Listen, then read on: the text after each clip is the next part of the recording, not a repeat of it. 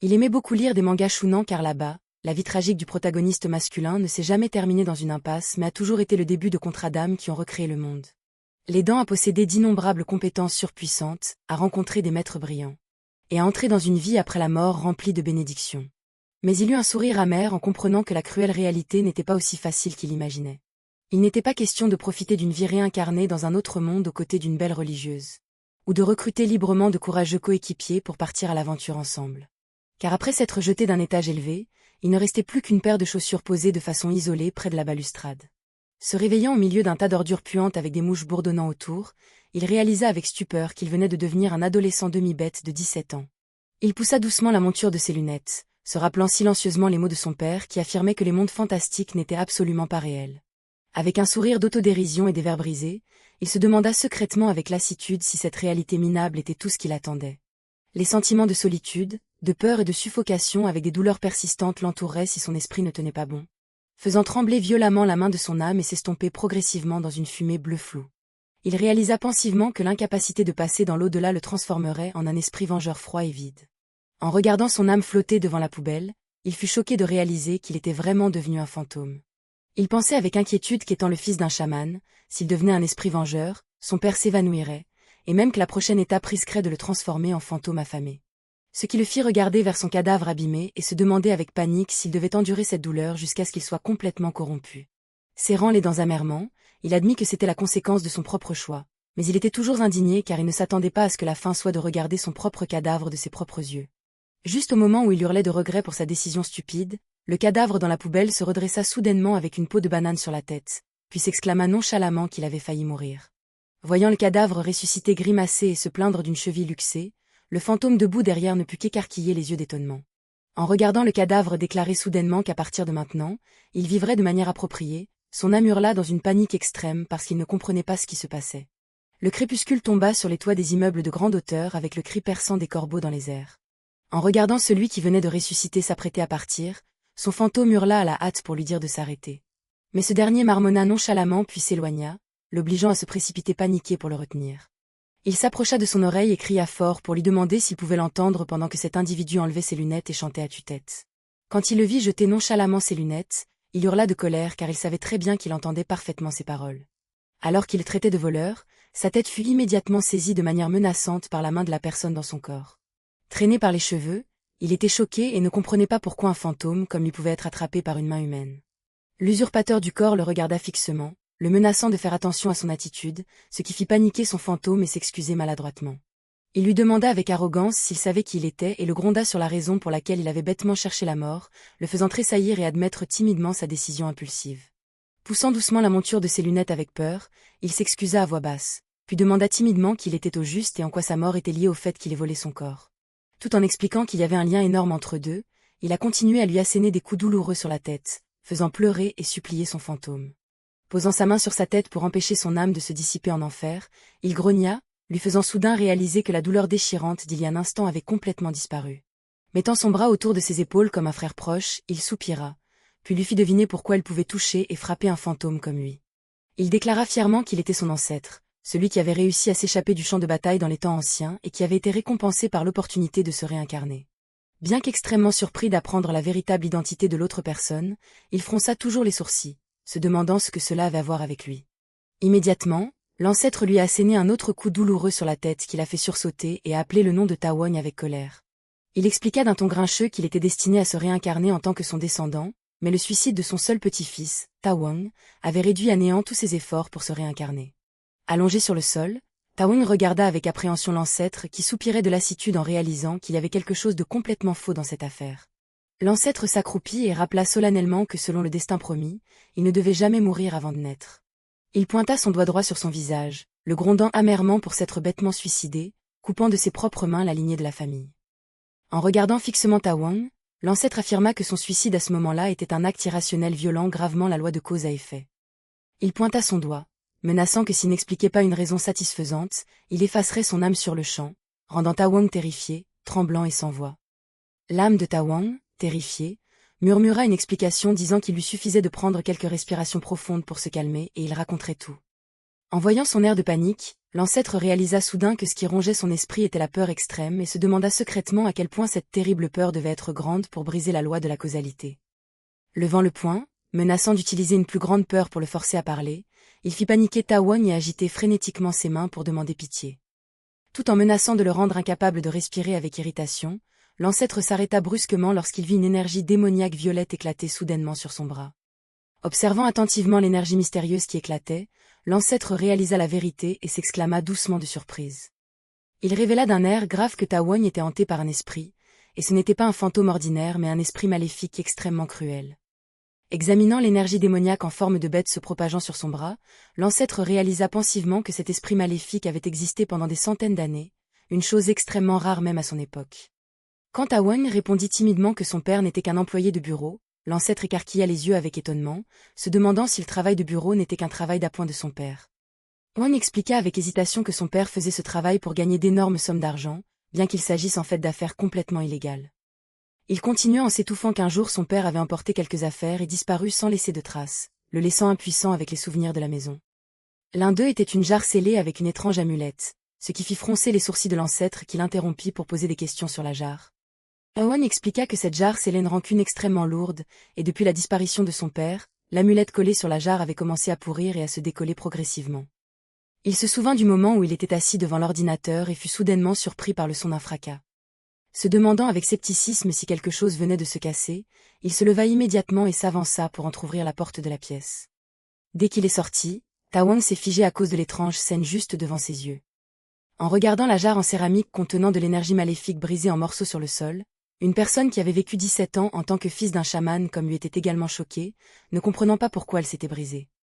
Passant la tête pour regarder autour, Tawon admit que les fantômes, même lorsqu'ils sont vus de ses propres yeux, sont toujours extrêmement effrayants. Cependant, il fronça légèrement les sourcils, affirmant pensivement qu'il n'avait jamais été le genre de personne à avoir peur des esprits invisibles. Faisant claquer sa langue en pensant que nettoyer maintenant était trop gênant, Tawon se dit qu'il le laisserait pour le lendemain, mais soudain, il se souvint de quelque chose. Il s'est souvenu qu'il devait aller au dépanneur pour acheter quelques produits de première nécessité manquants. Alors qu'il calculait si la maison avait encore des œufs ou n'avait plus d'oignons verts, Tawon ne savait pas qu'une main démoniaque géante avec des griffes acérées tendait silencieusement la main juste derrière son dos.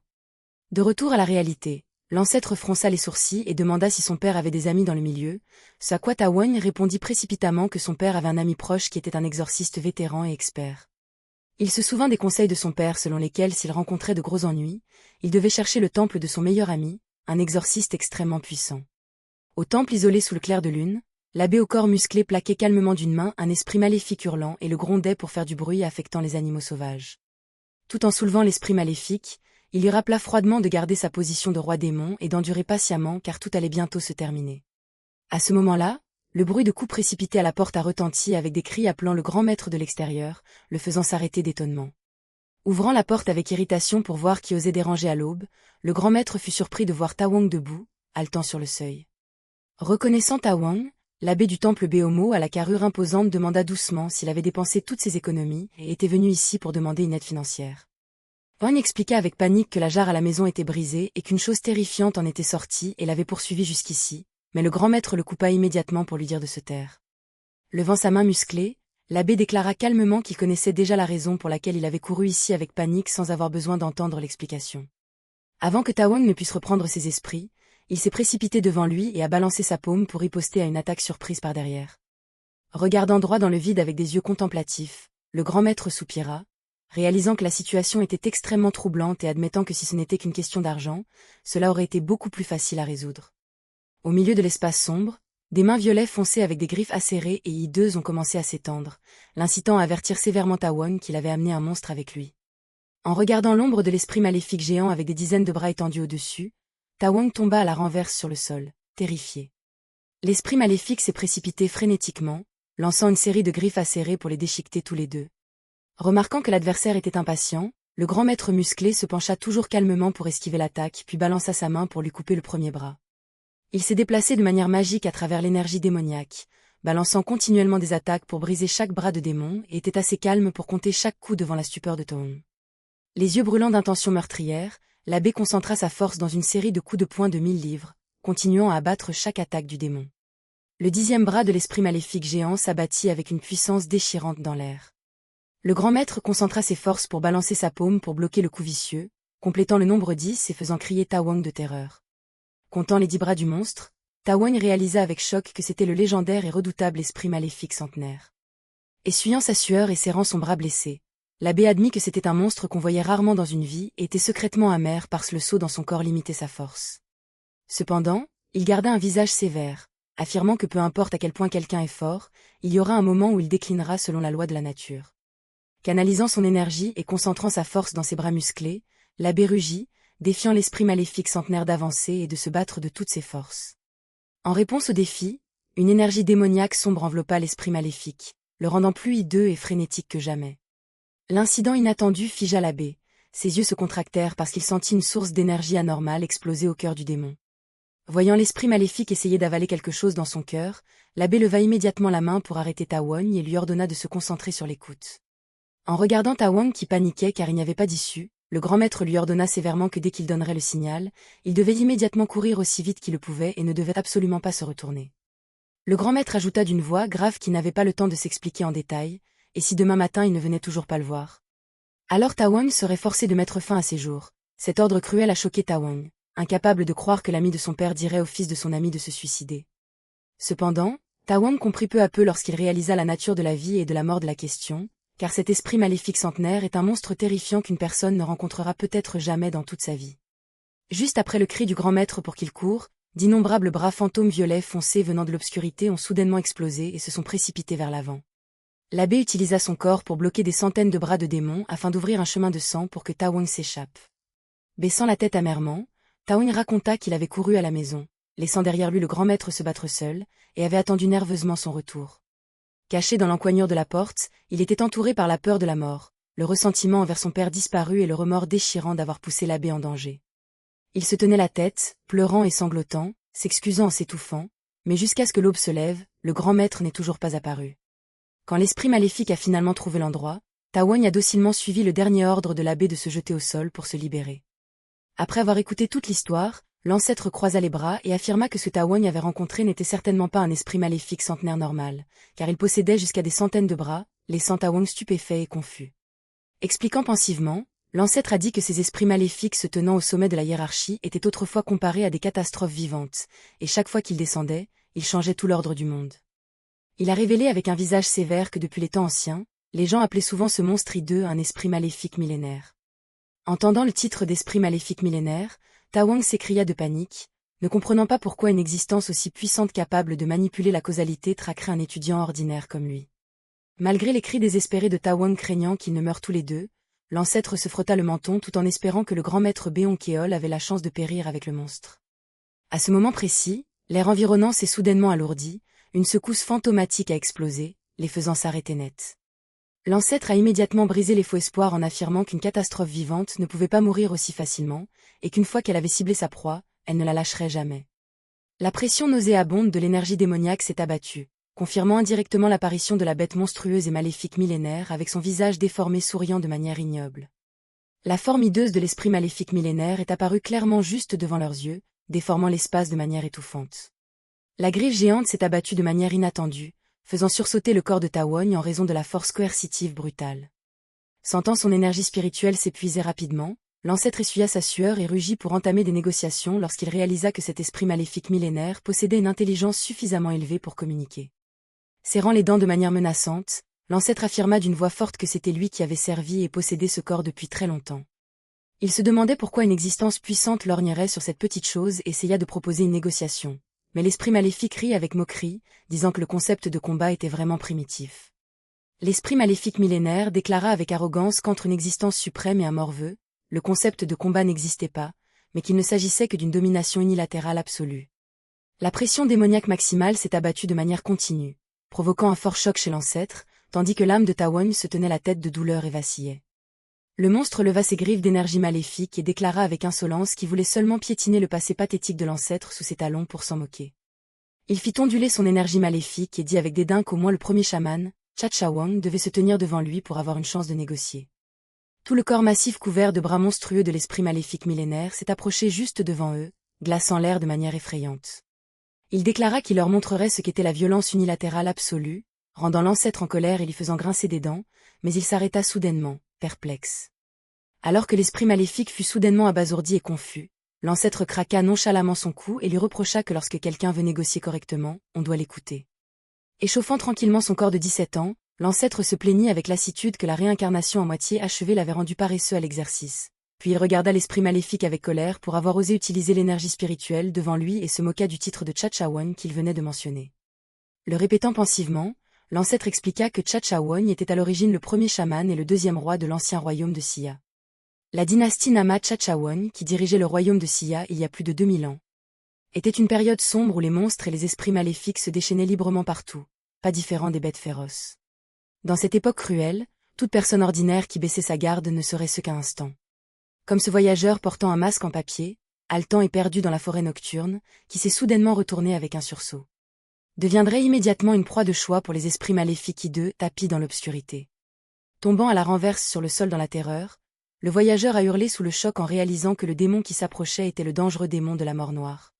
Il haletait, ne comprenant pas pourquoi un esprit maléfique de si haut niveau apparaîtrait dans ce village isolé, mais s'arrêta soudainement en levant les yeux. Ce qui frappa ses yeux fut la tête hideuse du démon de la mort noire pendante seule sur une branche sèche. Le voyageur écarquilla les yeux avec choc, incapable de croire qu'une catastrophe vivante aussi terrifiante avait été facilement détruite et scellée par quelqu'un. Le voyageur réalisa avec horreur qu'il n'y avait pas qu'un seul démon de la mort noire qui avait été détruit. Sous le faible clair de lune avec des pétales de fleurs de pêcher tombant de manière éparse, un monticule géant de cadavres de monstres gisait de façon désordonnée. Le voyageur se tenait figé lorsqu'il vit une mystérieuse silhouette assise calmement au sommet de la montagne de cadavres de démons. Du roi démon gardien de la porte du nord au démon de la tranchée infernale, toutes les divinités maléfiques de premier ordre avaient été coupées en deux.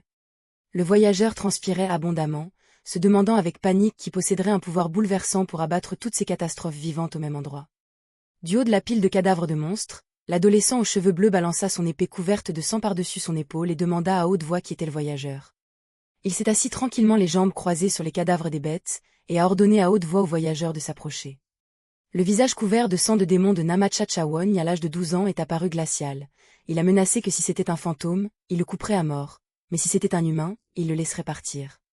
La vérité sur un adolescent de moins de 15 ans ayant massacré seul toute une horde de démons a paniqué le voyageur, incapable d'en croire ses yeux. Retirant doucement la lame froide, Chachawan a averti d'une voix sévère que si le voyageur ne répondait pas avant de compter jusqu'à 3, il le considérerait comme un démon et balancerait son épée pour l'achever. Alors qu'il venait de compter jusqu'à 2, le voyageur portant un masque s'est soudainement mis à rire avec délectation, louant le talent extraordinaire de l'adolescent.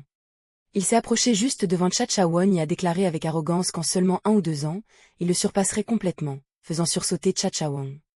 Sans aucune hésitation, Chachawan a balancé son épée, déchirant le masque du voyageur quand il a révélé qu'il était venu ici parce qu'il avait entendu parler d'un génie exorciste. Cependant, le puissant coup d'épée n'a fait que briser l'épée de Chachawan en 2D qu'elle a heurté la peau de fer de l'adversaire. En regardant la lame cassée, Chachawan serra les dents, impuissant, lorsque le voyageur lui conseilla de ne pas gaspiller son énergie car les armes ordinaires ne pouvaient pas le blesser.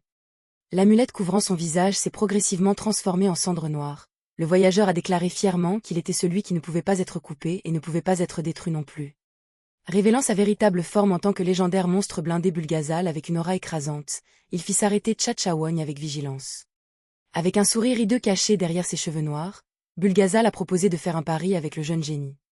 Il a menacé que s'il ne voulait pas parier, ils régleraient tous les deux la question avec leurs poings, faisant immédiatement baisser le centre de gravité de Chachawan pour adopter une position de combat. Les yeux bleus de Chachawan brillaient d'une intention meurtrière glaciale, prêt à entrer dans une bataille à mort avec le monstre immortel Bulgazal. Voyant l'adversaire offrir de négocier, Chachawan a retiré son intention meurtrière et a légèrement fermé les yeux pour calculer.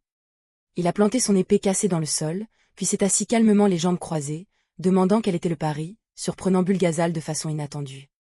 Voyant le calme et la grande capacité de jugement de l'adolescent, Bulgazal l'admira secrètement puis loua qu'il s'agissait d'une décision extrêmement sage. Il a levé son doigt devant Chachawan et a expliqué la règle simple du jeu. S'il le frappait d'un seul coup, il gagnerait. Sous le clair de lune poétique, Bulgazal a promis que si Chachawan pouvait le faire, il le prendrait comme son seul disciple. Cette phrase fit froncer les sourcils à Chachawan dans la confusion, mais Bulgazal expliqua immédiatement qu'il était attiré par ses yeux. En regardant son reflet dans les yeux de l'adolescent, il affirma que c'étaient les yeux d'un prédateur solitaire portant le vide solitaire d'un être suprême. Il a promis d'affiner sa puissance brute pour en faire le numéro 1 sous les cieux, mais avertit en même temps que s'il le décevait, les conséquences seraient très cruelles. Avant qu'il ne puisse finir de menacer de venger la horde de démons, Bulgazal fut étourdi par un coup de poing extrêmement puissant au visage de la part de Chachawang. Se tenant le visage et tombant à la renverse sur le sol dans une stupeur extrême, Bulgazal ne pouvait que regarder sans voix Chachawang qui demandait calmement s'il était maintenant officiellement devenu son disciple. Tout en lançant un autre coup de poing, Chachawang demanda sarcastiquement si un autre coup le ferait expulser par le maître. Malgré Bulgazal levant la main pour demander un sursis, l'adolescent a continué à lui asséner une série de coups de poing, reprochant avec colère à l'adversaire d'oser ouvrir la bouche pour demander l'expulsion de son disciple. Il leva le poing de manière menaçante, se moquant de Bulgazal d'être aveugle pour oser juger que son visage hideux lui ressemblait ou que ses yeux portaient la solitude. Regardant le monstre avec des yeux perplexes, Chachawang déclara l'annulation du titre de numéro 1 sous les cieux et décida d'en faire un serviteur, prononçant délibérément mal le nom de l'adversaire en même temps. Malgré les pleurs de honte de Bulgazal, Chachawang l'a nonchalamment renommé Tinfuk à partir de ce moment. Depuis lors, la série de jours passés à vivre avec Chachawang est devenue un cauchemar terrifiant lorsque Tinfuk était constamment forcé de crier le nom de la technique à chaque fois qu'il allait détruire des monstres. Tant qu'il résistait, Tinfuk serait immédiatement torturé sauvagement par Chachawang avec la foudre en utilisant une amulette nouvellement fabriquée. 3 ans passèrent en enfer. Tinfuk à ce moment-là ne savait que s'asseoir recroquevillé, tressaillant et tremblant dans le coin sombre lorsqu'il entendait Chachawang appeler son nom. Chachawang poussa la porte et entra, tenant une jarre scellée à la main, demandant joyeusement pourquoi Tinfuk ne répondait pas, faisant sursauter le monstre et s'expliquant qu'il dormait. Tenant la jarre en céramique devant Tinfuk, Chachawang a souri et a annoncé qu'il venait de terminer un trésor magique pour l'aider à dormir encore plus profondément, faisant trembler de peur le serviteur. De retour au flashback, Chachawang présenta joyeusement la jarre scellée depuis 1000 ans puis y enferma nonchalamment Tinfuk, le mettant au défi de surmonter le seau pour s'échapper. En entendant cela, Tawang réalisa avec stupéfaction que la jarre contenant l'esprit maléfique qui s'était brisé dans sa maison était exactement le trésor magique qui scellait le monstre Tinfuk dans le passé. Éclatant frénétiquement d'énergie maléfique, Tinfuk a hurlé de ressentiment que c'était une querelle de 1000 ans et a juré d'exterminer tous ceux qui portaient le sang de Chachawang. L'ancêtre dans le corps de Tawang saluait toujours calmement Tinfuk, faisant rugir le monstre de colère, lui disant de se taire et menaçant de l'achever. L'ancêtre leva les 2 mains, feignant l'innocence, conseillant à Tinfuk de l'écouter, expliquer que toutes les actions dures dans le passé avaient une raison. Il le flattait en disant que tout ce qu'il faisait était pour le bien de Tinfuk, rendant le monstre encore plus furieux en rugissant. Un bras de démon géant s'abattit immédiatement avec l'intention d'écraser la bouche menteuse de l'ancêtre, mais il l'esquiva doucement. Le coup de 1000 livres a secoué le sol, faisant voler l'âme de Tawang paniquée au loin, tandis que l'ancêtre rebondissait toujours et reculait pour esquiver l'attaque. En regardant l'ancêtre esquiver continuellement les attaques avec un regard moqueur, Tinfuk fit pleuvoir avec frénésie des coups de poing désespérés. Le bras démoniaque hideux s'est approché juste devant l'ancêtre avec un hurlement de colère qui est monté au ciel, l'obligeant à changer d'expression et à se concentrer sur l'esquive. Tinfuk rit avec délectation, se moquant de Chachawang qui avait l'air pathétique lorsqu'il devait lutter pour esquiver les attaques dans son nouveau corps. En regardant fixement avec des yeux brûlants d'énergie maléfique, il a hurlé pour demander si Chachawang pensait vraiment qu'il n'était encore que l'inutile Tinfuk de l'ancien temps. Il a balancé une série de coups tonitruants, projetant la terre et les rochers tout en déclarant avec arrogance qu'il n'avait cessé d'augmenter sa force au cours des milliers d'années. Voyant Chachawang devoir ramper pour esquiver les attaques sur le sol, Tinfuk se moqua avec mépris de l'adversaire qui n'était désormais plus qu'un pauvre vestige d'âme se cachant dans un corps faible. Il fit pleuvoir à plusieurs reprises une pluie d'attaques frénétiques, demandant avec arrogance ce que Chachawang utiliserait pour le vaincre maintenant. Mais au milieu de son attaque sanglante, Tinfuk s'arrêta brusquement lorsque ses sens lui dirent que quelque chose était complètement anormal. Bien que la puissance entre les 2 côtés ait une différence d'un ciel à une terre, l'ancêtre dans le corps de Tawang a toujours nonchalamment et bruyamment exigé de le résoudre par des mots. Tinfuk était paniqué et perplexe en réalisant que toutes les attaques violentes et dévastatrices de tout à l'heure. L'ancêtre serra les poings et essuya sa sueur, rugissant de colère, reprochant à Tinfuk d'avoir provoqué ses propres conséquences car il s'était rabaissé pour s'excuser et proposer une réconciliation en premier. La dure vérité fit trembler les yeux de Tinfuk de terreur lorsqu'il réalisa que ces attaques destructrices ne pouvaient même pas causer une seule égratignure sur ce petit corps. Se blâmant extrêmement pour sa négligence de ne pas avoir continué à entraîner son disciple dans le passé, l'ancêtre sauta soudainement dans les airs, concentrant sa force dans son poing. Le saut rapide comme l'éclair a fait écarquiller les yeux du monstre Tinfuk avec perplexité, incapable de réagir à temps.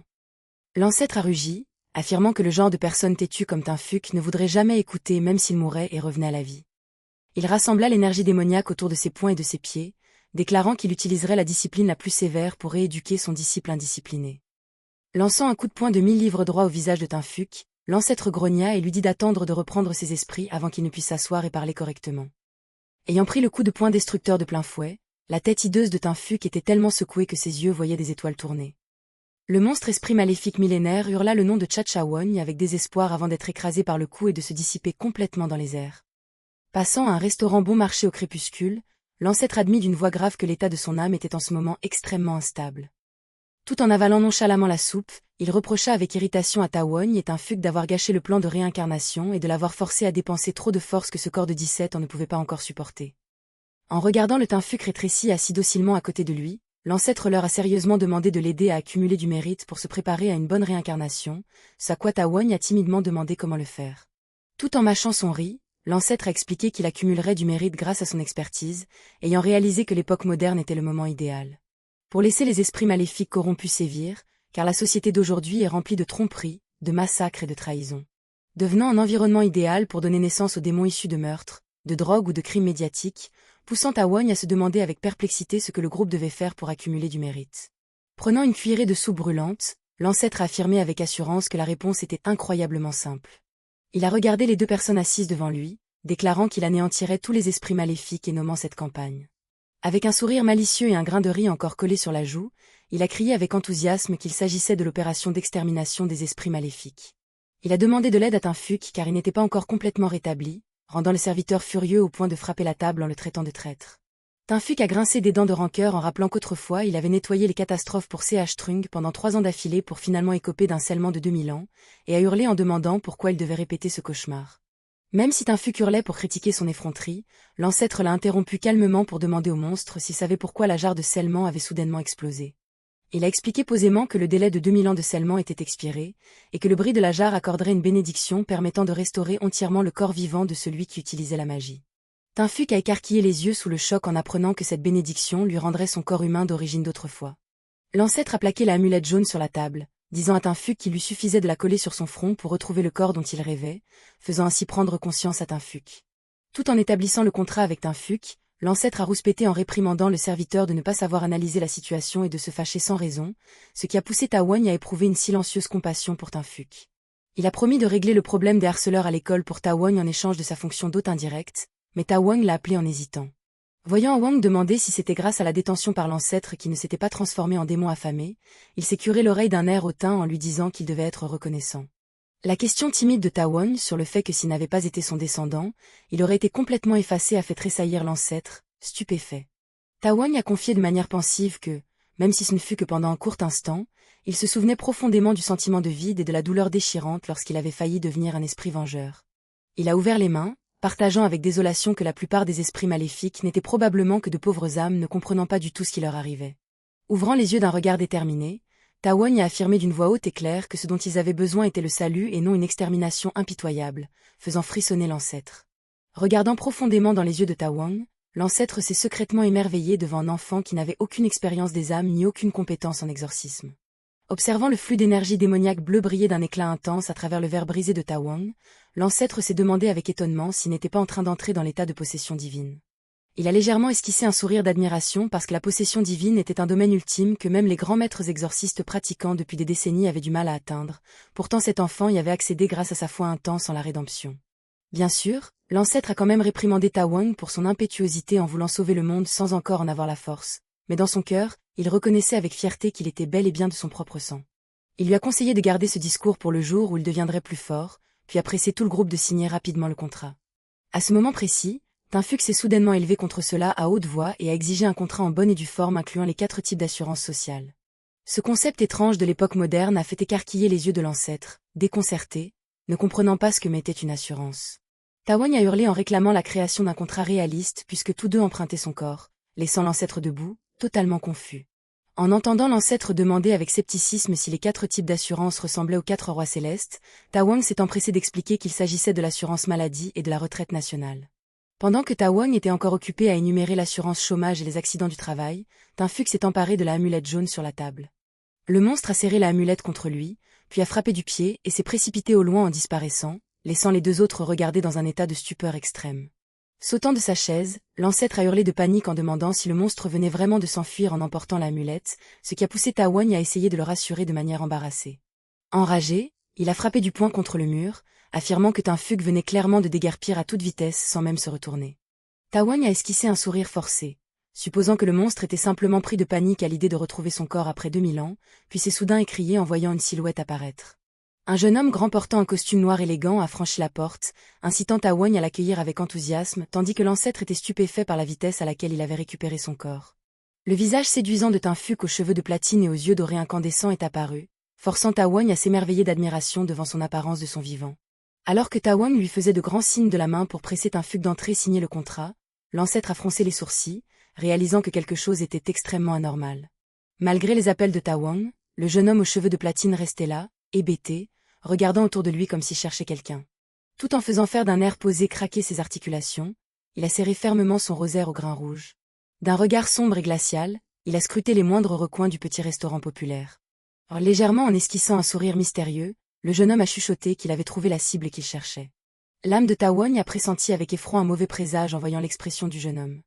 À peine Taowong demandait-il à Tinfuq ce qu'il cherchait qu'il a vu l'ancêtre se lever précipitamment en hurlant pour prévenir d'un danger. Tinfuq a levé la main en serrant fort le rosaire, et instantanément un feu démonique s'est embrasé violemment sur chaque grain rouge. Il a soudainement déclenché l'attaque feu de l'enfer, projetant un torrent d'énergie démoniaque enflammée à 1000 degrés se déversant directement vers la table à manger. À l'extérieur du restaurant populaire, le ciel du crépuscule était d'un rouge écarlate comme pour annoncer une catastrophe effroyable.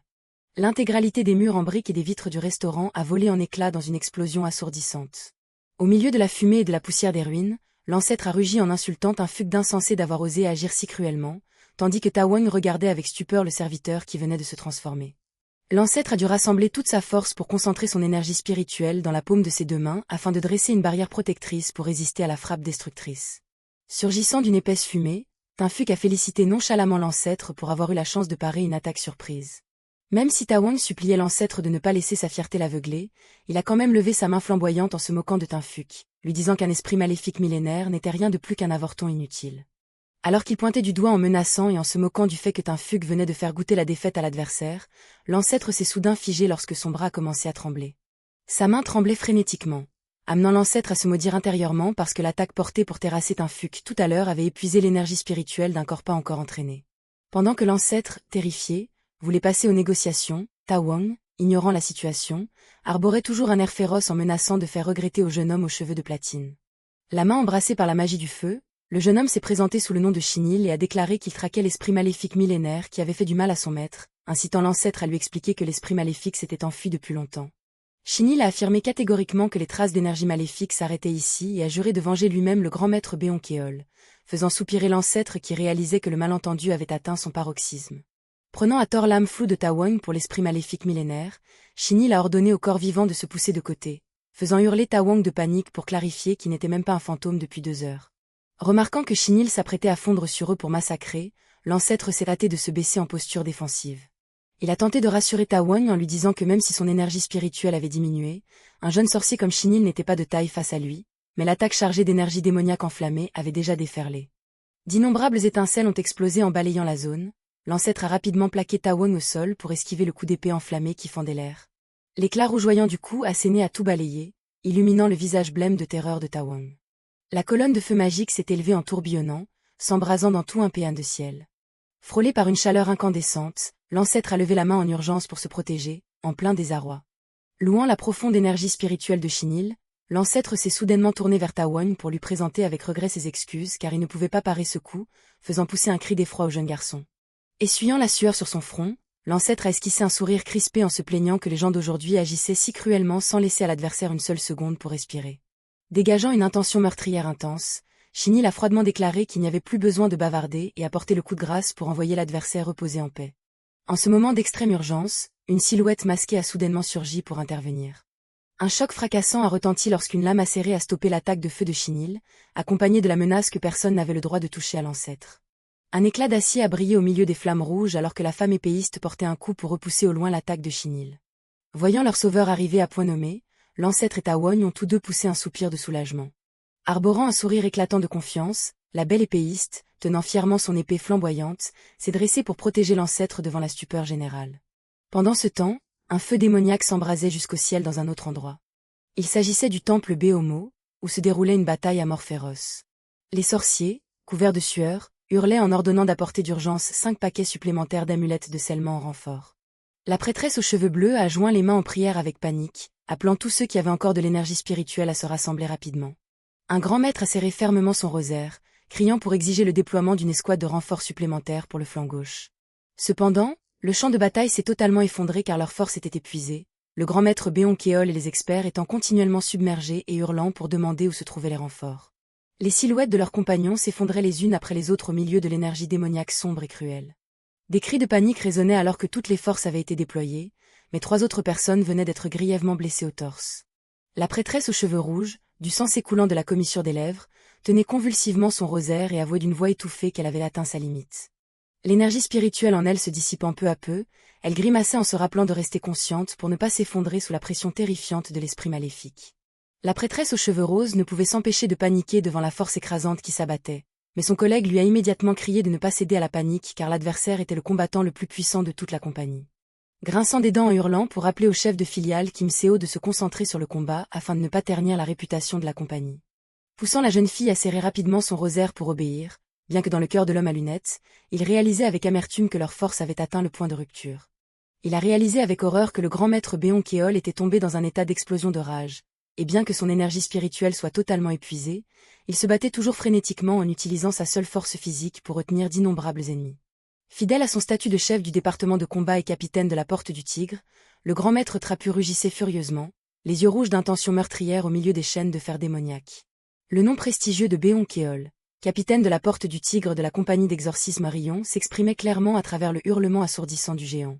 Réalisant que le personnel ordinaire ne suffisait pas à résister, l'homme a demandé en panique s'il pouvait contacter un autre capitaine des 12 rameaux, pour apprendre que la plupart étaient déjà sur le champ de bataille et qu'il n'en restait plus qu'un seul.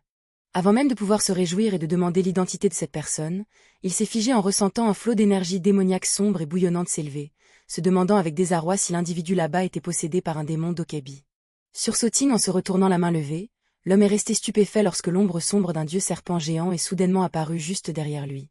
Tout le corps du serpent démonique géant, recouvert d'écailles noires maléfiques, s'étendait dans l'espace ténébreux, prêt à dévorer tous les ennemis. En voyant la personne qui venait d'arriver pour les insulter et se moquer de Béon-Kéol, battu à plat couture par l'esprit maléfique millénaire, l'homme à lunettes a réalisé avec horreur que parmi tous les capitaines, le seul qu'ils avaient pu contacter était précisément celui au sourire pervers qui se léchait nonchalamment les lèvres en se moquant, disant que cette affaire tarnichait gravement la réputation des capitaines. Il s'agissait de Saeon, capitaine de la Porte du Serpent de la compagnie d'exorcisme Rion, le fou qui riait aux éclats en demandant s'il pouvait achever Béon-Kéol de ses propres mains dès maintenant. Levant le visage vers le ciel nocturne, Saeon a proclamé avec insolence son premier ordre en tant que capitaine. C'était d'agiter la main pour ordonner à tout le personnel présent ici de déguerpir sur le champ, faisant sursauter l'homme à lunettes de stupeur. Si opposant fermement par devoir de protéger le capitaine Béon-Kéol et par crainte de la nature dangereuse de Saeon, l'homme à lunettes ignorait que ce dernier avait déjà deviné qu'il était le maître de cérémonie du rituel d'exorcisme. Et que c'était précisément l'homme à lunettes qui coordonnait toute la source d'énergie pour la bataille. À peine déclarait-il avec fierté être Kim Seo, chef de la filiale de la Porte du Tigre, qu'il a subi un coup direct au visage porté par Saeon à une vitesse fulgurante. Le coup vicieux a fait voler ses lunettes en éclats, faisant s'effondrer Kim Seo sur le sol dans un état de choc extrême. Caressant nonchalamment le serpent magique dans sa main, Saeon s'est moqué de son adversaire qui avait osé lui parler de façon insolente, avant de se tourner pour foudroyer du regard les employés terrifiés à côté de lui. Esquissant un sourire démonique, Saeon a demandé d'un ton menaçant s'il y avait quelqu'un d'autre dans les parages ayant un rang plus élevé que le sien. Poussant les 2 subordonnés terrifiés à secouer la tête en hâte pour obéir, tandis que le grand maître Béon-Kéol continuait de grogner frénétiquement et de fondre en avant tel un fauve enchaîné. Ses yeux rouges flamboyaient d'une intention meurtrière démesurée accompagnée d'un hurlement sanguinaire déchirant l'espace. Son seau pesant 1 millier de livres a fait trembler le sol, donnant de l'élan au grand maître pour fondre sur Saeon avec une puissance terrible. Voyant son ancien ami se précipiter pour le massacrer, Saeon a demandé d'un ton sarcastique en quoi Béon-Kéol s'était transformé pour être aussi pitoyable. Il a levé nonchalamment les mains en garde, attendant tranquillement l'attaque désespérée de son adversaire. Tout en plaquant ses cheveux de platine en arrière, Saeon se moquait de la soi-disant justice immortelle que Béon-Kéol prônait autrefois. Affichant un sourire dément et moqueur, il a déclaré qu'il donnerait à son ancien ami un rappel à la réalité extrêmement cruelle. Aussitôt, il a concentré son énergie pour rendre ses doigts aussi acérés que des crocs de démon, déclenchant la technique suprême croc du serpent qui fendait l'air pour s'abattre droit devant. La perforation brutale a transpercé directement le cou du grand maître Béon-Kéol, faisant gicler le sang frais, accompagné du murmure glacial disant que tout ce qui était trop rigide et refusait de se soumettre serait facilement brisé. Encaissant de plein fouet le coup vicieux, le grand maître Béon-Kéol a craché de grandes gorgées de sang frais dans une douleur atroce. Regardant son ancien ami s'effondrer à ses pieds, Saeon a affiché un sourire arrogant, déclarant qu'il était temps d'en finir et de déchoir officiellement le capitaine Beonkeol de son statut. Il a léché tranquillement le sang sur ses griffes, décrétant froidement que Beonkeol étant possédé par l'esprit maléfique, il n'avait plus le droit d'être considéré comme un humain. Puis il a levé haut ses griffes, s'apprêtant à porter le coup d'exécution pour expulser l'âme, faisant pousser des cris d'effroi aux employés qui assistaient à la scène. Kim Seo s'est tenu l'œil en sang, hurlant de désespoir en voyant le capitaine bien-aimé sur le point d'être anéanti. Mais en plein moment d'éléments critiques, une ondulation d'énergie mystérieuse a soudainement explosé en même temps que la voix appelant « Petit serpent » résonnait dans l'espace ténébreux, faisant immédiatement disparaître le sourire insolent sur le visage de Saeon sous le coup d'un choc immense. Un enfant mystérieux vêtu d'habits traditionnels a surgi de l'ombre, empoignant doucement la main de Saeon et lui ordonnant de cesser immédiatement. L'apparition soudaine de l'enfant a plongé la prêtresse Shinil dans une désorientation totale, mais Kim Seo a aussitôt prononcé son nom. Et lui a expliqué que puisqu'elle était une recrue, elle n'avait jamais eu l'occasion de le rencontrer, car l'enfant qui venait d'intervenir était le roi suprême à la tête de l'organisation. L'être célébré comme ayant atteint la frontière ultime du domaine des arts spirituels. Celui qui se tenait au sommet des 12 rameaux en tant que grand commandant suprême à la tête de la compagnie d'exorcisme Rion. Le dirigeant suprême gouvernant l'existence des 12 branches représentant les 12 signes du zodiaque. Dominant l'ensemble du système des sorciers exorcistes par sa pression et son pouvoir absolu. C'était l'aîné Chanrion, le grand dirigeant de la Porte du Dragon. Avec ses pupilles bleues resplendissantes de magie, il a demandé d'une voix solennelle à Saeon pourquoi il avait osé porter un coup mortel au capitaine de la Porte du Tigre. Affichant un sourire provocateur, Saeon s'est moqué en feignant la surprise qu'un expert vivant depuis des siècles dans le corps d'un enfant apparaisse en personne. Il a reconnu avec désinvolture qu'il savait très bien à quel point l'aîné tenait à Beonkeol, et c'est pourquoi il avait délibérément agi avec cruauté pour voir le visage souffrant de l'aîné à la mort de son disciple.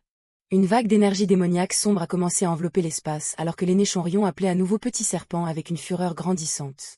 Ses yeux bleus brillant d'une intention meurtrière extrême, il a mis en garde Saeon d'un ton ferme en lui disant qu'il avait prononcé son nom pour la 2e fois et que sa patience avait officiellement atteint sa limite. Esquissant un sourire moqueur, Saeon s'est justifié avec désinvolture en disant qu'il venait de frôler la mort 2 fois de suite. Il a levé les 2 mains en faisant semblant de se rendre, flattant l'aîné en disant que lui ôter la vie n'était qu'un jeu d'enfant pour lui. Cependant, il s'est immédiatement rapproché et lui a reproché d'avoir triché car les 2 fois précédentes, il avait prononcé son nom au moment où il baissait sa garde. Affichant un sourire démonique, Saeon a défié l'aîné d'essayer de prononcer son nom une fois de plus pour voir ce qui se passerait. Une vague suffocante d'intention meurtrière a soudainement explosé, étouffant Kim Seo et Shinil qui se sont effondrés au sol en se tenant la gorge de terreur. L'impression d'oppression faisait croire à Kim Seo qu'il allait mourir quand un cri de sommation catégorique d'arrêter a retenti. L'aîné Chanrion a posé la main sur l'épaule de Saeon, lui reprochant calmement de raconter des sornettes et se moquant du fait que de toute sa vie, le petit serpent n'avait jamais su ce qu'était la prudence. Une bouffée de pression magique s'est déclenchée, écrasant l'insolence de Saeon et le forçant à rester pétrifié. Le visage de l'aîné Chanrion s'est durci, affirmant qu'il savait très bien que Saeon n'avait aucunement l'intention de tuer Beonkeol, et lui a ordonné de cesser immédiatement sa plaisanterie pour venir en aide. Tout en lui exigeant d'arrêter de martyriser les jeunes employés, poussant Saeon à ne faire que soupirer en esquissant un sourire d'acceptation. Changeant aussitôt de ton pour être moqueur, Saeon a ri en félicitant l'aîné de lire en lui comme dans un livre ouvert et a affirmé qu'il ne faisait que plaisanter, tout en leur disant qu'il leur suffisait de sceller Beonkeol en attendant l'arrivée de l'équipe de désenvoûtement. Permettant à Kim Seo et Shinil d'être libérés de la pression suffocante, haletant sans arrêt et toussant convulsivement pour retrouver de l'air. Saeon a rassuré tout le monde avec nonchalance de ne pas s'inquiéter du trou dans le cou de Beonkeol car son département de recherche était largement capable de le recoudre à l'identique. Il a rappelé l'ordre du grand commandant suprême demandant à tous les employés de partir au plus vite, mais Kim Seo a refusé catégoriquement de battre en retraite. Il s'est prosterné devant le roi suprême Chanrion, joignant les mains pour le prier instamment de le laisser s'expliquer. Affirmant que bien qu'il sache que le saint décret était absolu, il était prêt à risquer sa propre vie misérable pour présenter sa requête. Car le capitaine Saeon et le capitaine Beonkeol avaient depuis longtemps des divergences d'opinion, et les laisser tous les 2 ensemble était extrêmement dangereux. Voyant cette loyauté indéfectible, l'aîné Chanrion a esquissé un doux sourire en félicitant Beonkeol d'avoir un formidable coéquipier, puis a délicatement posé la main sur l'œil blessé de Kim Seo. Lançant un sort divin sous forme de goutte d'eau qui a guéri immédiatement la blessure, le roi suprême a affirmé qu'il n'avait pas besoin de s'inquiéter car il s'était lui-même porté garant de la sécurité de Beonkeol. Demandant en retour si sa promesse était suffisante pour qu'il se retire l'esprit tranquille, poussant Kim Seo et Shinil à ne pouvoir qu'acquiescer en signe d'admiration totale. Esquissant un sourire malicieux, Saeon a murmuré que son unique but dans la vie était d'attendre le jour où il verrait la sérénité sur le visage de l'aîné s'effondrer complètement. Cependant, l'aîné Chanrion l'a simplement ignoré avec froideur, ne prêtant aucune attention à ses menaces perverses. La nuit néfaste est tombée sur le toit du temple antique sous la pleine lune, clôturant le terrible incident du temple Beomo. Dans la pièce sombre, Le grand maître Beonkeol était cette fois ligoté de toutes parts par des chaînes magiques, tandis que Saeon se tenait à ses côtés en lui demandant d'un ton moqueur s'il était satisfait de ce dénouement. Ne recevant aucune réponse de son ancien ami qui garde la tête baissée en silence, Saeon a haussé les épaules en se disant qu'il n'obtiendrait jamais de réponse. Il a rassuré calmement Beonkeol de supporter encore un peu car il avait promis à l'aîné de ne pas toucher à un seul de ses cheveux et qu'il l'aiderait bientôt à redevenir normal. Puis Saeon s'est accroupi à la hauteur de ses yeux, lui rappelant en plaisantant que sa vraie nature était celle de quelqu'un qui trouvait une joie suprême dans la souffrance des personnes qu'il chérissait. Déclarant grossièrement que Beonkeol et l'aîné étaient les êtres les plus adorables pour lui, Saeon a révélé qu'il avait secrètement préparé une farce matinée de méchanceté à l'avance. Riant follement, il a révélé qu'il avait trompé le jeune disciple Shinil, lui faisant croire que sa propre force était plus que suffisante pour anéantir l'esprit maléfique millénaire avant de le jeter directement dans la gueule du loup. Et il attendait avec jubilation le moment où Beonkeol se réveillerait et verrait le cadavre de son disciple, au moment même où la porte de la pièce s'est brusquement ouverte avec des cris stridents appelant le maître depuis l'extérieur. Tournant la tête pour regarder avec curiosité, Saeon a murmuré le nom de Shinil en voyant les deux personnes qui venaient d'entrer. C'était Shinil épuisé accompagné d'une femme épéiste aux cheveux noirs, et ils ont été surpris de se retrouver face au capitaine Saeon. Il s'est empressé de joindre les mains pour faire son rapport de mission, tandis que Saeon se détournait du grand maître Beonkeol enchaîné. Arborant un sourire malicieux, Saeon lui a demandé d'un ton sarcastique si Shinil avait réussi à venger son maître. Shinil a hésité en expliquant que la situation était un peu complexe, ce qui a poussé la fille qui l'accompagnait à lui rappeler que le temps pressait fortement. Il s'est confondu en excuses auprès de Saeon en raison de l'urgence de l'affaire, tandis que l'épéiste déclarait tranquillement qu'elle n'était que la petite amie de Shinil. Le visage de Saeon s'est assombri lorsqu'il a réalisé la présence d'une variable imprévue, le rendant extrêmement agacé. Regardant l'ombre du serpent démonique géant sous ses pieds, Saeon a réévalué intérieurement ce qu'il avait promis à l'aîné. Et s'est demandé avec fureur s'il devait simplement achever sans hésiter tous ces freluquets. Pour éliminer chacun d'eux jusqu'au dernier sans laisser le moindre germe de problème.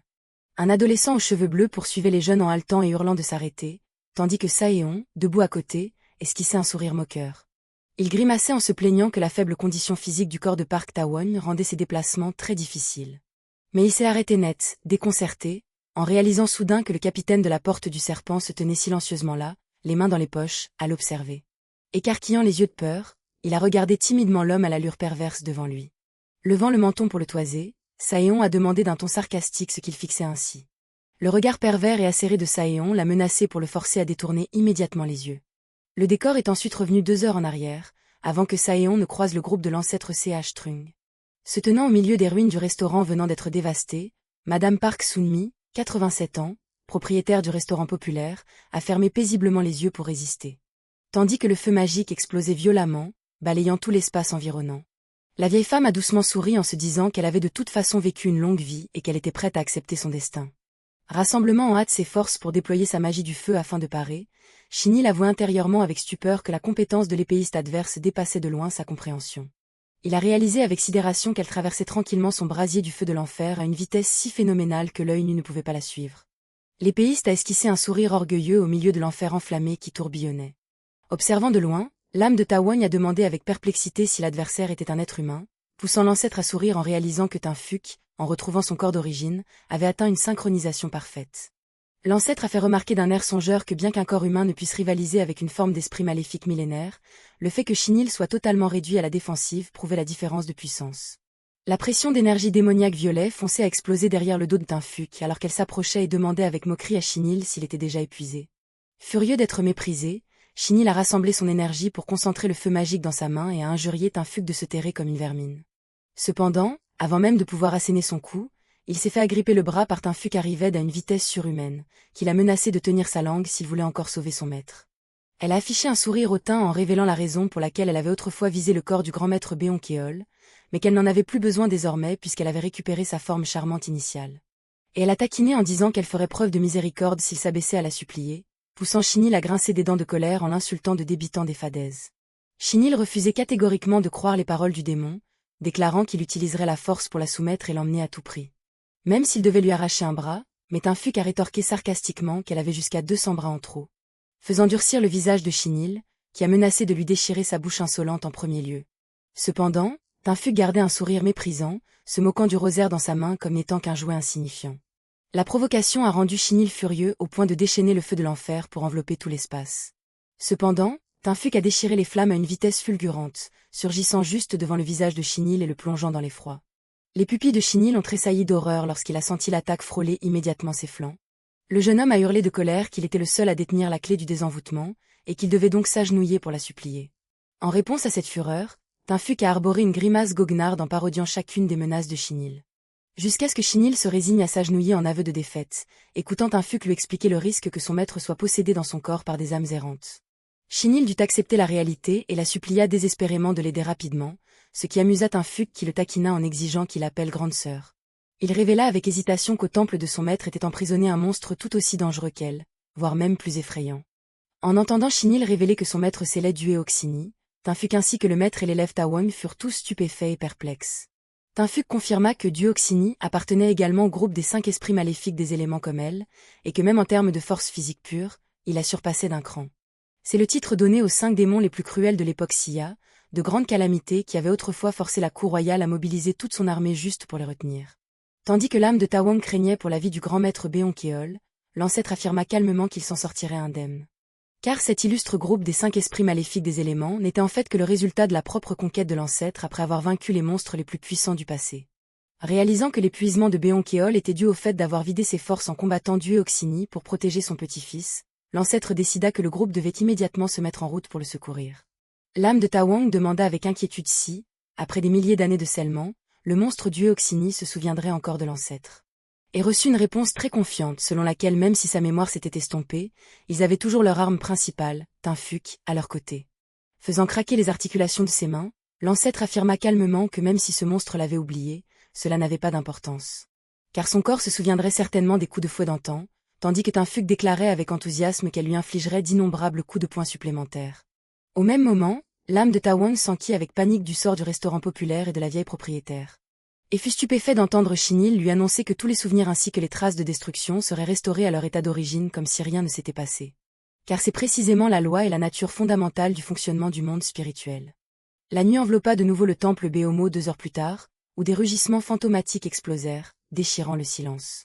Le grand maître Beonkeol se tordait alors dans un état de frénésie meurtrière pleine de douleur. Son corps robuste était cloué à la formation de scellement sur le sol par d'innombrables chaînes magiques. En voyant cette scène pitoyable, Chinil se précipita en panique, hurlant et appelant son maître. Il exhorta continuellement Tinfuq à lever la malédiction rapidement, mais la femme épéiste se plaignit calmement que son urgence frénétique ne faisait que lui faire perdre toute son inspiration. L'épéiste Tinfuq se retourna avec un sourire malicieux, continuant à taquiner et à exhorter Chinil à l'appeler grande sœur. Puis elle pointa du doigt l'ancêtre aux yeux sournois, expliquant qu'il lui avait conseillé de ne pas se précipiter pour lever la malédiction à ce moment-là. L'âme flottante et confuse de Tawang se demandait si le capitaine Saeon était un cadre supérieur de la compagnie d'exorcisme. Il frissonna intérieurement en ressentant le niveau de danger extrêmement effrayant émanant de son aura maléfique. Tandis que Saeon se demandait pourquoi une étrange lycéenne apparue de nulle part affirmait avec confiance pouvoir briser une malédiction si complexe que même lui aurait besoin de beaucoup de temps pour la dissiper. Le murmure fit que Tinfuq se dit avec mépris que c'était elle-même qui avait créé cette malédiction, mais elle sursauta soudain en réalisant quelque chose d'anormal.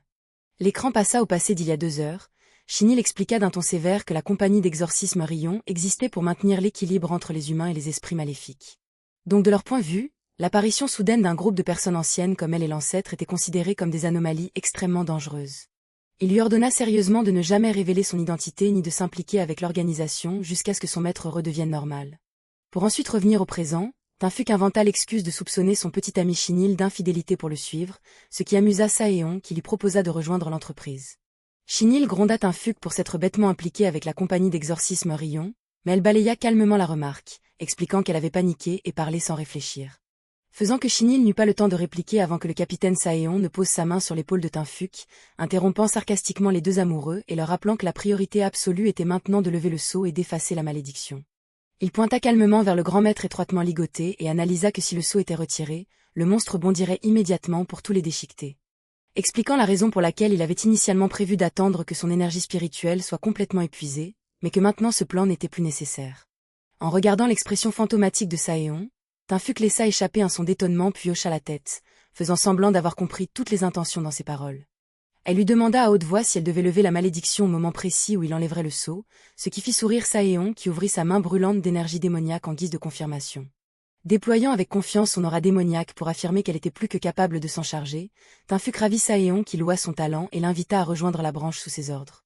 Mais au moment où le capitaine de la porte du serpent s'apprêtait à exhorter tout le monde à prendre position pour lever le sceau, le corps massif du grand maître se contorsionna soudain en émettant un gémissement de douleur. Témoin de la capacité d'adaptation de la jeune fille, Saéon sourit en louant ce talent désirable et exigea qu'elle les rejoigne immédiatement, ce à quoi Tinfuc répondit avec désinvolture qu'elle rentrerait d'abord demander la permission à ses parents. Faisant rire Saéon aux éclats, mais soudain Tinfuc écarquilla les yeux, surprise en ressentant un incident anormal inattendu se produire juste devant elle. Un coup de poing de 1000 livres frappa soudainement le visage du capitaine Saéon, le laissant abasourdi sans avoir le temps de riposter. La puissance de ce coup terrible créa une rafale de vent oppressante qui le projeta au loin sous la faible lumière de la lune. L'impact puissant s'écrasa lourdement, faisant exploser tout un coin de la cour du temple en morceaux brisés. Le fantôme Taung hurla de panique, pensant que l'attaque avait échoué, mais l'ancêtre Ch Trung affirma calmement que l'adversaire venait juste de tout gâcher. Son visage se durcit, réalisant que le capitaine de la porte du serpent venait en réalité d'irriter délibérément le démon. Sortant de l'épaisse fumée, Saéon menaça avec colère d'écraser le visage de celui qui se mettait en travers de son chemin et commença froidement à compter le nombre de cibles à détruire. Tandis que Tinfuc regardait pensivement la sombre ombre maléfique qui venait d'exploser d'énergie et prononçait des mots de louange avec délice. La gigantesque main démoniaque rugit de haine, déchirant facilement les chaînes magiques qui l'entravaient. Le monstre du Oxini frappa lourdement le sol du pied, rugissant et menaçant de ne jamais pardonner à quiconque oserait tromper une existence suprême comme lui. Il fixa avec des crocs acérés et un souffle enflammé d'intentions meurtrières, tournant sa colère vers le corps hôte dont il s'était emparé. Échappant au saut, le monstre du Oxini, dans le corps du grand maître Béonkéol, étira ses muscles en rugissant de manière rafraîchissante et déclara qu'il se sentait extrêmement généreux. Il écarquilla ses yeux brillants d'énergie démoniaque, leva le visage et demanda à voix haute qui avait osé briser sa malédiction. Immédiatement, Tinfuc leva calmement la main, admettant que c'était elle qui avait brisé ce sceau. Faisant rugir de rire le monstre, qui ne s'attendait pas à ce que celle qui avait brisé la malédiction ne soit qu'une petite femme. Il lui proposa avec arrogance de devenir sa mariée pour avoir la vie sauve, ce qui fit que Tinfuc lui redemanda avec perplexité et mépris. Elle se rendit compte avec lassitude que l'adversaire ne reconnaissait absolument pas sa véritable identité, se demandant si c'était parce qu'elle était trop belle sous sa forme féminine. Voyant l'air perplexe de Tinfuc, Ch Trung demanda pensivement ce qu'elle regardait avec de si grands yeux. Se souvenant de l'histoire d'il y a 3 heures lorsque Ch Trung était épuisé par l'attaque de Chinil, Tinfuc commença à utiliser son esprit pour trouver une excuse afin de s'échapper.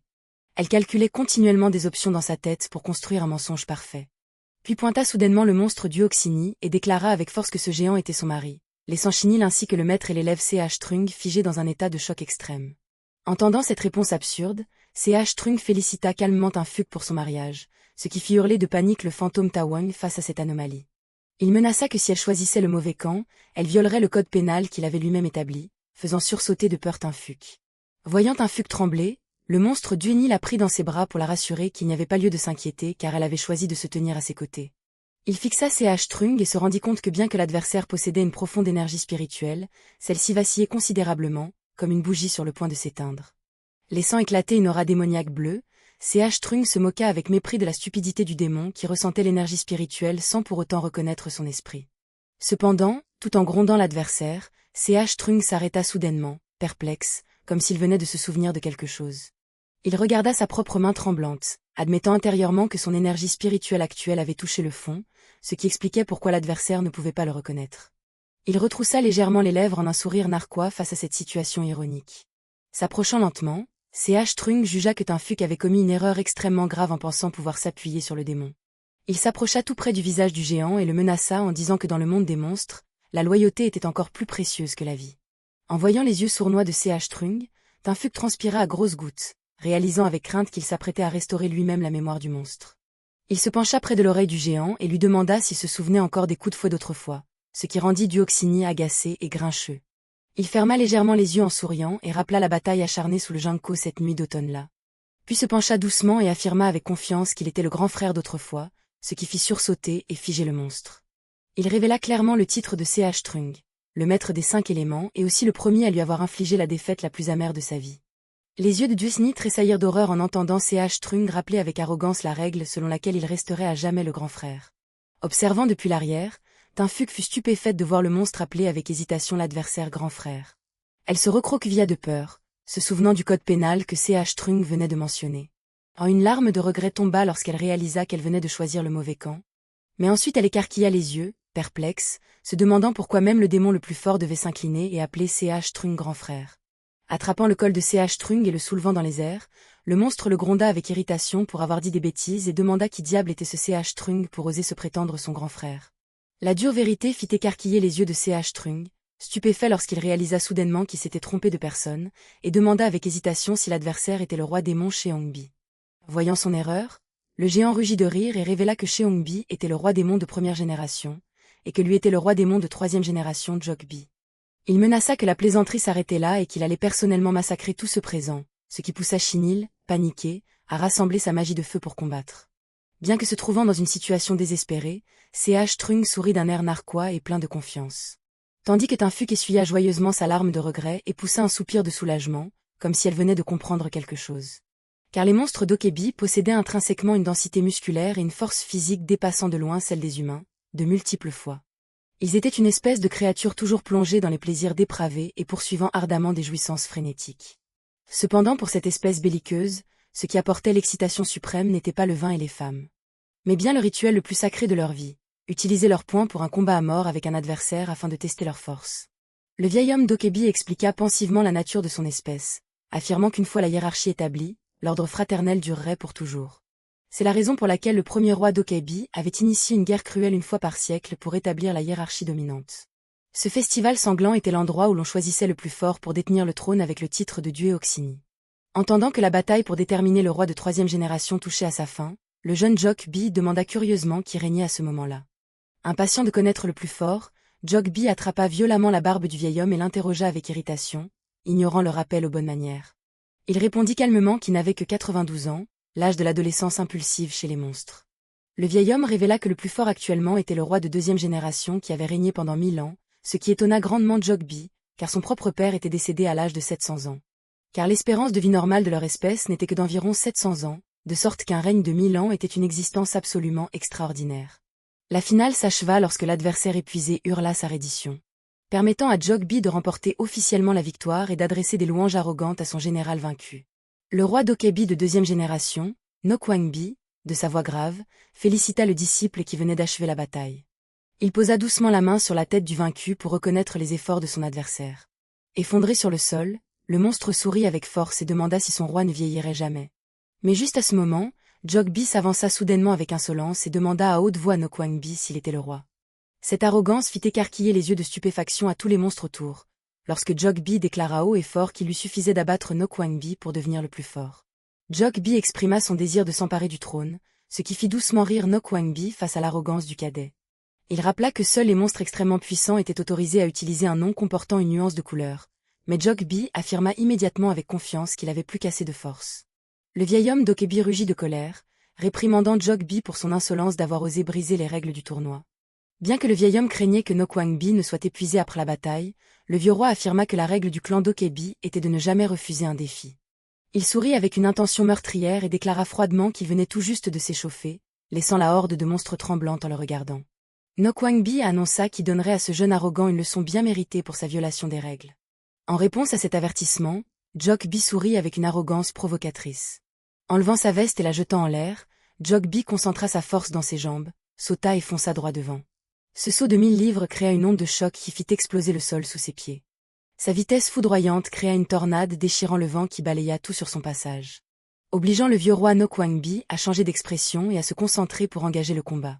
Lançant un coup de poing qui fendit l'air droit vers le visage de Nokwangbi, Jokbi rugit d'une manière menaçante, surprenant le vieux roi par la vitesse extraordinaire de la recrue. La foule de monstres spectateurs discutait calmement du fait que tout le monde, dans sa jeunesse, avait été corrigé par Nokwangbi et considérait cela comme un simple match d'entraînement.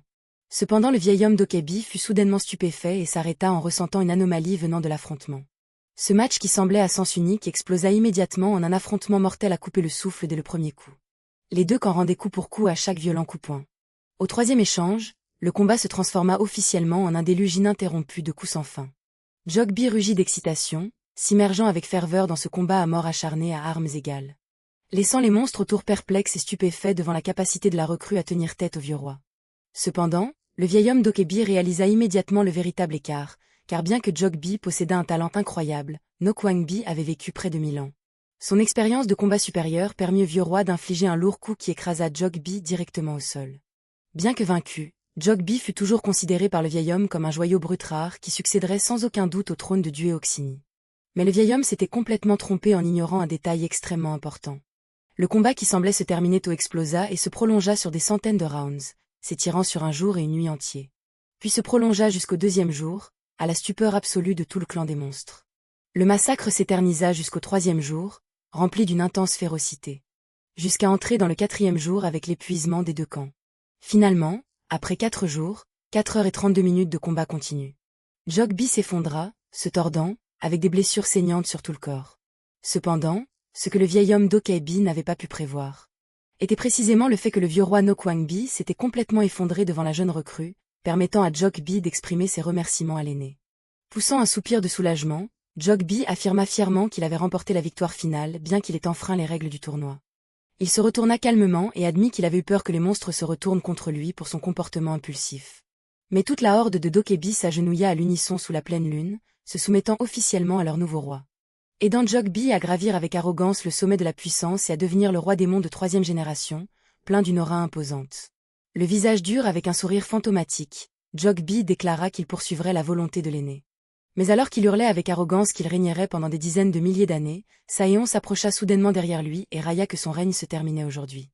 Cette apparition furtive fit sursauter Jogby qui écarquilla les yeux, car il n'avait absolument pas ressenti l'énergie spirituelle de l'adversaire. Tandis que Saéon se plaignit simplement avec désinvolture que les monstres organisaient toujours de grandes guerres en secret, coûtant à son entreprise beaucoup d'efforts pour les retrouver. Le vieil homme d'Okaibi rugit furieusement, questionnant le mortel qui avait osé faire irruption et ruiner le rituel sacré. Mais le capitaine de la porte du serpent agita simplement la main avec un sourire désinvolte, conseillant au vieil homme qu'il ferait mieux de rester immobile. Instantanément, d'innombrables assassins en costume noir appartenant à la compagnie d'exorcisme Rion sortirent silencieusement de l'ombre et encerclèrent l'arène. Il menaça que si les démons se rebellaient, ce seraient eux qui perdraient la vie et verraient leur corps détruit. La scène étouffante fit paniquer et stupéfia la horde de Dokaibi lorsqu'ils réalisèrent qu'ils étaient complètement tombés dans une embuscade. Ce qui fit grincer des dents de haine Jogby lorsqu'il comprit que ces humains modernes avaient délibérément attendu que les forces des monstres soient épuisées avant d'agir pour les capturer. Fou de rage face à cette traîtrise, Jogby rugit, maudissant ces humains lâches, puis rassembla ses forces pour lancer un coup de poing désespéré. Mais Sans s'inclina doucement pour esquiver l'attaque, souriant narquoisement et raillant qu'il était extrêmement impressionné que l'adversaire ait encore assez de force pour résister. Les yeux de Saéon brillèrent soudain d'une froide intention meurtrière. Puis lança soudain un coup de pied vicieux visant directement la blessure mortelle que Jogby venait de subir. Le coup brutal fit rugir Jogby de douleur, tandis que Saéon reculait d'un bond, continuant ses paroles sarcastiques. Obligeant le monstre à tenir sa blessure en sang, fixant avec rancune et maudissant la lâcheté de son ennemi. Arborant un sourire macabre, Saéon railla qu'un individu ayant méprisé les règles comme Jogby blâme les autres, puis déclara sans détour qu'ils n'étaient pas des monstres valorisant l'honneur, mais bien des humains méprisables exactement comme il venait de les décrire. De retour au contexte présent, le monstre du Oxini, dans le corps du grand maître Béonkéol, caressa la tête de Tinfuc et déclara joyeusement que sa colère s'était un peu apaisée. Il libéra une énergie maléfique rouge vive bouillonnante, affirmant avec confiance que ce corps robuste était en parfaite synchronisation avec la source de son pouvoir. Observant les muscles gonflés de l'hôte, le monstre loua le grand maître Béonkéol comme l'un des rares mortels à avoir entraîné son corps jusqu'au royaume du clan d'Okaibi. Il posa la main sur son ventre, déclarant que les humains d'aujourd'hui étaient très chanceux car ils devaient être occupés à chercher ses frères d'autrefois. Il agita la main, ordonnant à tout le monde de s'en aller pendant qu'il était encore clément, ce qui fit que le fantôme Tawong appela le nom de Tinfuc avec panique. Tandis que Chinil tremblait et transpirait à grosses gouttes, admettant amèrement que la pression imposante du monstre était si écrasante que même si tous les trois unissaient leurs forces, ils n'auraient aucune chance de gagner. Alors que Chinil réfléchissait encore à un plan d'attaque sournoise pour sceller l'adversaire, C.H. Trung proposa soudainement à haute voix un duel direct. Le défi arrogant fit sursauter le géant qui se retourna pour l'interroger. Riant avec mépris, le monstre pensa que l'adversaire essayait seulement de paraître courageux parce qu'il avait été épargné. Mais ensuite son visage se durcit et il rugit que le clan d'Okaibi ne refusait absolument aucun défi et jura de le lui faire regretter. Cependant, avant de frapper, le démon leva un doigt, s'apprêtant à poser une condition. Mais C.H. Trung leva d'abord le doigt avec un sourire pour proposer une nouvelle règle, analysant que l'affrontement serait extrêmement injuste s'ils se battaient équitablement. Il exprima son désir que tous deux échangent des coups tour à tour équitablement, ce qui surprit et rendit le monstre perplexe. Puis provoqua le géant en lui demandant s'il avait peur de perdre s'il acceptait de combattre sous cette forme. Flexant avec confiance ses muscles saillants, le monstre hocha la tête pour accepter et loua la franchise du garçon. Cependant, immédiatement, il rassembla ses forces et lança un coup dévastateur visant droit sur C.H. Trung, déclarant qu'il serait le premier à frapper. Il expliqua calmement qu'il s'était volontairement retenu par admiration pour son courage. Regardant C.H. Trung allongé, endurant le coup direct avec du sang coulant au coin de la bouche, il admit que le garçon devait être un maître ayant combattu partout. Déclarant fièrement qu'il était le roi démon le plus fort de l'histoire, le monstre avertit qu'il y avait de hautes montagnes que les mortels ne pourraient absolument jamais surmonter. Incitant Chinil et le fantôme Tawogne à se précipiter avec panique en criant pour vérifier s'il était vivant ou mort. Juste au moment où le monstre s'apprêtait à partir, une voix glaciale lui ordonnant de revenir résonna soudainement, figeant le géant. Et écarquillant les yeux sous le choc en voyant C.H. Trung se relever en titubant, essuyant le sang, et déclarant froidement et fermement que c'était maintenant son tour de frapper. Le fantôme Tawogne gronda avec colère l'ancêtre pour avoir été paresseux dans l'entraînement de ce corps de 17 ans, faisant s'excuser C.H. Trung avec embarras. Cependant, C.H. Trung s'étonna pensivement de la capacité de résistance et de la vitesse de récupération effrayante de ce corps malgré le lourd coup reçu. Il se remémora pensivement le détail selon lequel Tawogne était resté complètement indemne après s'être jeté d'un étage supérieur. Et affirma que ce n'était absolument pas le corps d'une personne normale. Réalisant qu'il possédait le corps d'un héritier, C.H. Trung sourit avec confiance en remarquant que tous ses calculs initiaux avaient changé. Il leva la tête pour annoncer qu'il n'avait plus besoin de se retenir pour protéger le corps, ce qui surprit et dérouta le monstre. En colère d'être méprisé, le démon durcit son visage et demanda s'il avait perdu l'esprit. Mais C.H. Trung retroussa calmement ses manches et s'avança, rétorquant sarcastiquement que c'était le démon qui était fou d'oser lui déclarer la guerre. Se tenant à côté, Tinfuc se moqua des monstres qui étaient toujours trop aveugles pour distinguer le supérieur de l'inférieur jusqu'à s'il soit frappé. Tandis que C.H. Trung baissait la tête, menaçant que peu importe la hauteur de cette montagne arrogante, elle finirait par être nivelée. Abaissant son centre de gravité pour prendre position, C.H. Trung grinça des dents et menaça le monstre de se préparer à recevoir le coup. Puis concentra 100% de sa puissance de combat pour lancer un coup de poing explosif dévastateur droit dans le menton de l'adversaire. La force fracassante fit écarquiller les yeux du monstre, abasourdi dans un choc extrême. Ses yeux tressaillirent d'effroi lorsqu'il reconnut la source d'une puissance familière et terrifiante du passé. Dans un autre déroulement, la fille aux cheveux roses portant une casquette de baseball, observant de loin, ne put s'empêcher de s'exclamer d'admiration. Elle restait bouche bée, transpirant à grosses gouttes, émerveillée par la pression terrifiante qui venait d'exploser. Regardant vers les décombres, elle fut choquée de voir le corps écrasé et couvert de sang frais du capitaine Saeon. Elle appela intérieurement le nom de son collègue arrogant qui était tombé dans un état si pitoyable. Mais au lieu de s'inquiéter, la fille aux cheveux roses sauta avec enthousiasme en l'air, acclamant car elle avait fait une grande trouvaille. Elle se moqua de celui qui méprisait toujours le personnel de terrain et qui maintenant gisait là, puis s'approcha curieusement pour lui demander s'il était encore en vie. Grâce à la technique suprême de Mu, dépouillant son corps délabré, Saeon a eu la chance d'échapper à la mort et se plaint avec agacement du retard de l'équipe de secours. Ce qui rend la fille aux cheveux roses furieuse, lui ordonnant de se taire, révélant qu'elle a dû accourir à toute vitesse depuis l'Italie et menaçant de l'interroger sur l'état du grand maître Béonkéol. Saeon se gratte la tête en riant pour s'expliquer, disant qu'il vient lui aussi de subir un coup l'ayant projeté ici, ce qui amène la fille à juger intérieurement qu'il est bien aussi fourbe que son surnom de serpent géant. Esquissant un sourire plein de sous-entendus, il affirme avec certitude une chose. Qu'un événement grandiose et absolument extraordinaire vient tout juste de se produire en ce lieu. L'aube d'un jaune éclatant commence à poindre sur la montagne lointaine, tandis que la nuit se dissipe peu à peu, déplaçant la scène vers le petit restaurant populaire fraîchement dévasté, où les forces de soutien de la compagnie d'exorcisme s'empressent de lancer des sorts pour restaurer la cuisine et les pans de murs en ruine. Les employés s'affairent à compter les 14 témoins présents sur les lieux afin de procéder à l'effacement complet de leurs souvenirs. Jusqu'à s'approcher de la vieille dame de 87 ans, propriétaire du restaurant et dernière témoin à traiter. Fermant les yeux paisiblement, la vieille dame sourit et demande qu'on ne lui efface pas la mémoire car, au crépuscule de sa vie, chaque moment vécu lui est infiniment précieux. Émue, elle confie que son défunt mari vient de lui apparaître en rêve aujourd'hui, laissant l'employé silencieux et pensif. Bien que la vieille dame promette de garder le secret, l'employé pose doucement sa main sur son front et s'excuse, car le règlement de l'organisation ne souffre aucune exception. D'une voix grave, il explique que l'effacement des souvenirs exige la purification de dizaines de milliers d'émotions ainsi qu'un ajustement complexe au niveau cellulaire. Puis réconforte la vieille dame en lui disant de ne pas trop s'attrister pour ses souvenirs sur le point de disparaître.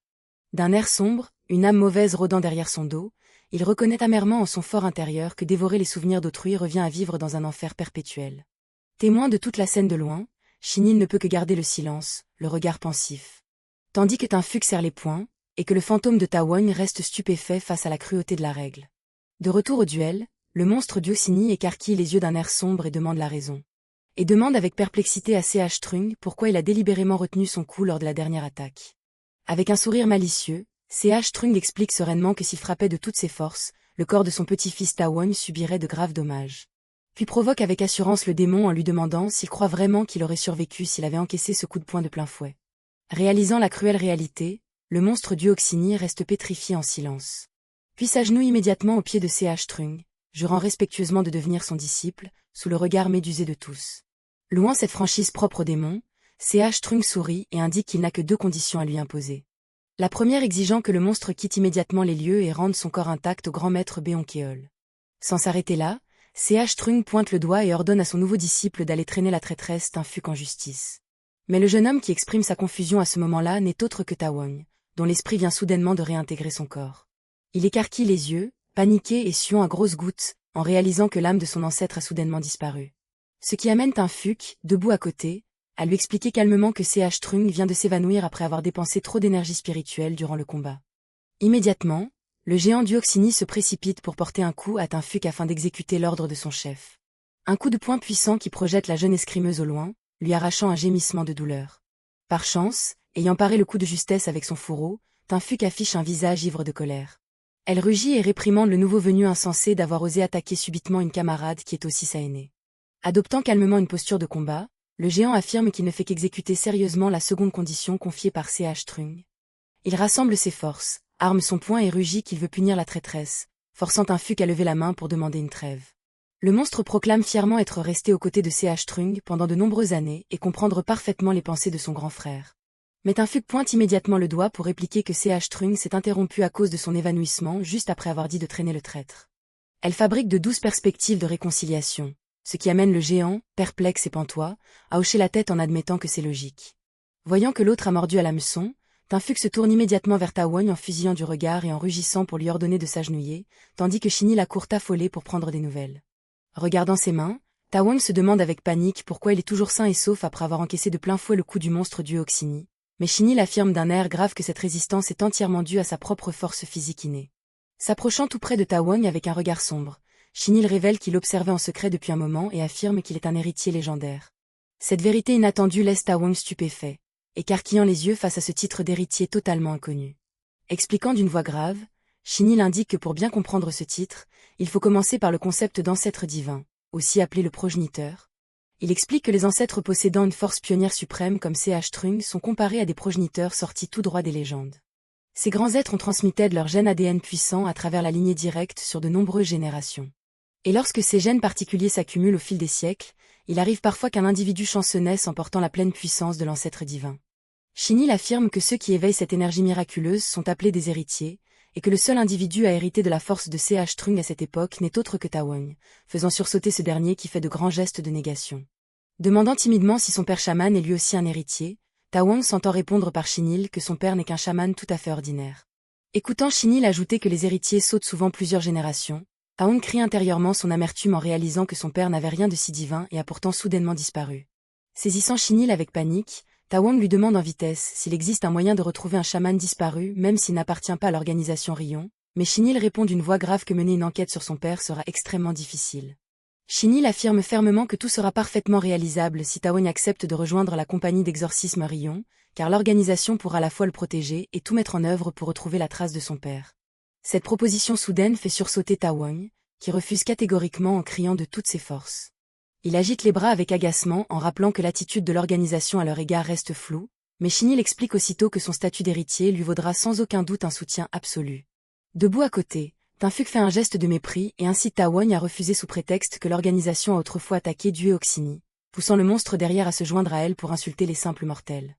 Alors que Tinfuk affirme d'un air sombre que ces gens emploieront tous les moyens pour parvenir à leur fin, la jeune fille aux cheveux roses portant une casquette déboule soudainement pour lui passer le bras autour des épaules et corriger la situation avec un grand sourire. Cette apparition foudroyante laisse Tinfuk ébahi, se reprochant intérieurement d'avoir été trop absorbé par la dispute au point de baisser sa garde. Se tenant tranquillement entre les deux parties, la fille aux cheveux roses tapote l'épaule de Tinfuk puis encourage joyeusement tout le monde à faire rapidement le point sur la situation. Cette vitesse de déplacement terrifiante fait suer à grosses gouttes le monstre Jogby, car ses yeux nus sont totalement incapables de la suivre. Les salutations éclatantes de la jeune fille adressées à Shinil font sursauter ce dernier ainsi que Tawong, qui se retournent tous deux, pris de court. Saluant Shinil avec enthousiasme, la fille n'est autre que Muayon, capitaine de la Porte du Lièvre au sein de la division des 12 signes de la compagnie d'exorcisme Rion, qui taquine gaiement le disciple d'être encore bien vivant après la bataille. Muayon demande alors curieusement à Shinil des nouvelles de son connaissance, ce qui amène Shinil à fermer son visage et garder le silence pour écouter attentivement. Pointant directement du doigt le monstre Duoxini derrière eux, Muayon demande d'une voix glaciale s'il faut qu'elle achève immédiatement. Cette menace meurtrière fait rugir le monstre qui l'interrompt, affirmant qu'elle n'a pas besoin de se donner cette peine. Le géant explique d'un air grave que le grand frère C.H. Trung lui a ordonné de rendre le corps intact à son hôte. Il affirme avoir promis de s'y tenir rigoureusement, laissant Myoyon pensive et étonnée devant l'attitude soumise du monstre. Voyant que la situation s'est apaisée, Shinny hoche la tête et reconnaît que la promesse du peuple d'Okebi est toujours extrêmement prestigieuse et digne de confiance. Shinny se retourne pour confirmer qu'en dehors d'eux, seuls Tinfuk et Tawon sont des intervenants extérieurs, ce que Tawon reconnaît d'un hochement de tête timide. Tandis que Tawon demeure confus sans trop comprendre, Myoyon prend la parole pour déclarer qu'elle souhaite dissiper quelques malentendus avant de se séparer officiellement. Affichant un sourire éclatant, la capitaine Myoyon affirme amicalement qu'elle encourage vivement à rejoindre la compagnie, mais qu'elle ne le forcera absolument pas. Prenant les mains de Tinfuk et Tawon pour former un cercle, Myoyon affirme joyeusement que son refus de rejoindre l'entreprise est parfaitement accepté. Elle déclare haut et fort que l'organisation ne force jamais personne, un tel acte ne valant pas mieux qu'une hérésie maléfique. D'une voix grave et avec un regard plein de sous-entendus, Myoyon affirme que la roue du karma a commencé à tourner et que tôt ou tard, Tawon reviendra de lui-même. Cette prophétie étrange laisse Tawon désorienté, sans comprendre, tandis que Myoyon presse déjà tout le groupe de se préparer à partir.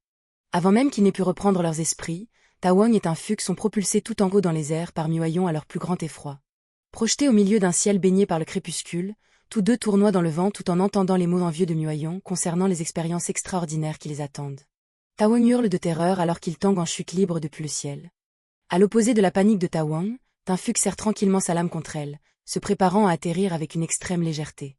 S'élançant dans les airs, la capitaine Myoyon jubile avec enthousiasme, promettant d'attendre les grandes histoires à venir de Tawon.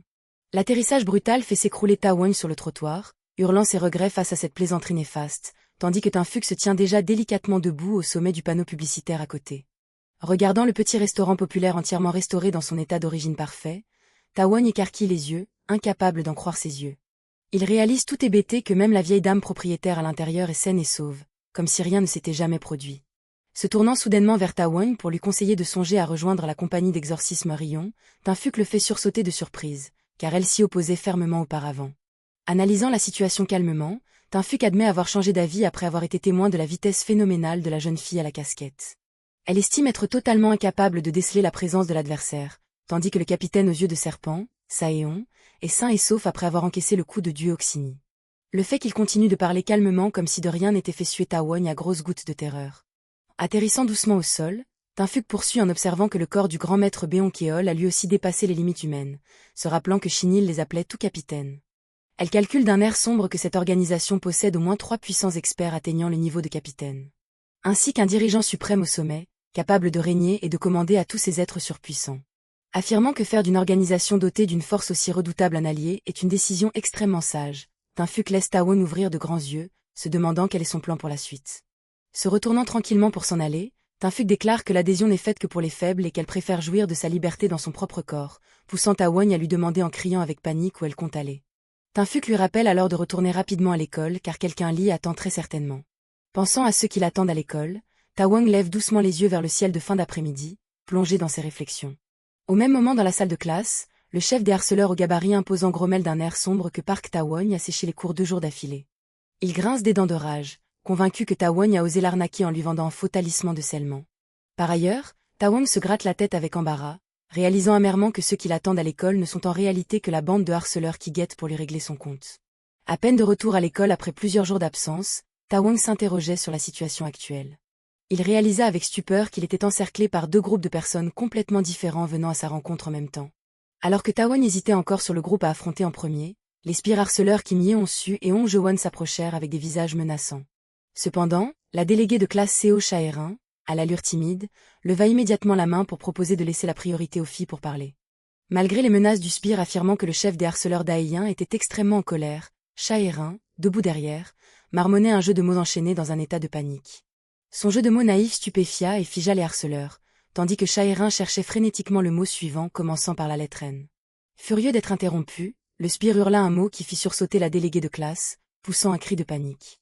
Avant de partir, le spire ordonna à Tawon de se présenter au gymnase juste après avoir fini de parler avec la déléguée, laissant Chae-rin se tenir la tête, regrettant sa défaite. Soupirant de lassitude, Tawon se tourna vers la déléguée pour lui parler, ce qui fit sursauter Chae-rin de panique. La jeune fille fouilla frénétiquement dans ses affaires et l'assura qu'elle apportait une bonne nouvelle capable de lui redonner le sourire même s'il allait se faire battre, laissant Tawon perplexe. Levant avec enthousiasme le formulaire d'inscription pour la sortie scolaire, Chae-rin annonça joyeusement la bonne nouvelle à Tawon. Elle révéla avec excitation que la destination cette fois-ci était une magnifique plage, laissant Ta Wang figé de stupéfaction. Soupirant de résignation, Ta Wang dit à son ami de laisser le formulaire sur le bureau puis s'éloigna en déclarant qu'il s'en occuperait après avoir reçu les coups des harceleurs. Voyant Shae-rin paniquer et vouloir courir appeler un professeur pour intervenir, Ta Wang se retourna pour la rassurer que tout allait bien. Poussant la porte du gymnase, Ta Wang se dit intérieurement que les sbires n'étaient pas vraiment méchants car ils ne faisaient qu'obéir aux ordres. Cependant, à peine eut-il franchi la porte, une aura meurtrière étouffante s'approcha soudainement tout près de lui. Une main géante et musclée attrapa immédiatement la tête de Ta Wang et la plaqua violemment vers le bas dans un accès de douleur. Le coupable brutal n'était autre que Jong Dayan, le chef des harceleurs de l'école Pungyeong, qui sourit avec moquerie en voyant l'escroc enfin se montrer. Le visage brûlant de colère, le chef des harceleurs rugit en demandant pourquoi Ta Wang avait osé sécher les cours et le faire attendre. Il lança un regard perçant et menaçant, l'interrogeant pour savoir avec qui Ta Wang avait traîné pendant ses jours d'absence. Attrapant Ta Wang par les cheveux pour le plaquer contre le bureau sous les yeux de Shae-rin, le chef des harceleurs ignorait totalement la présence des personnes autour de lui. Il claqua la langue avec indifférence et se prépara à déchaîner sa colère sur sa victime. Tout en déclarant vouloir régler définitivement ses dettes, Dayan lança un coup de poing foudroyant directement dans le ventre, faisant se tordre Ta Wang de douleur.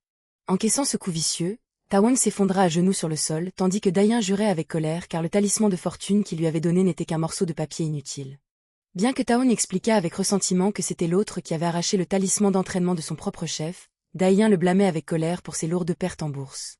Affichant un sourire sadique et cruel, le chef des harceleurs menaça de forcer Ta Wang à utiliser son propre corps pour compenser la perte financière. Cependant, avant qu'il ne puisse procéder à son extorsion, un manuel scolaire vola soudainement et le frappa en plein visage avec une force extrême. Ce choc brutal fit que Dayan se tint la tête, abasourdi, tandis que Ta Wang écarquillait également les yeux, stupéfait par cet incident inattendu. Tous deux tournèrent simultanément la tête vers la fenêtre de la classe où la brise faisait flotter les rideaux. Furieux d'avoir été attaqué par surprise, le chef des harceleurs rugit de rage meurtrière, demandant qui avait été assez fou pour faire ça. Ordonnant à Ta Wang de rester couché sur place, le chef des harceleurs menaça d'un air sévère d'aller immédiatement traquer celui qui venait de l'attaquer. Se tenant le ventre douloureux, Ta Wang se demandait avec doute si quelqu'un venait de l'aider, lorsqu'un chuchotement retentit soudainement. Regardant dans la direction du son, Ta Wang fut choqué de réaliser que son ami Shae-rin l'appelait Danko. Voyant Shae-rin prendre des risques en s'accrochant au tuyau d'évacuation à l'extérieur, Ta Wang cria avec panique, lui ordonnant de descendre immédiatement.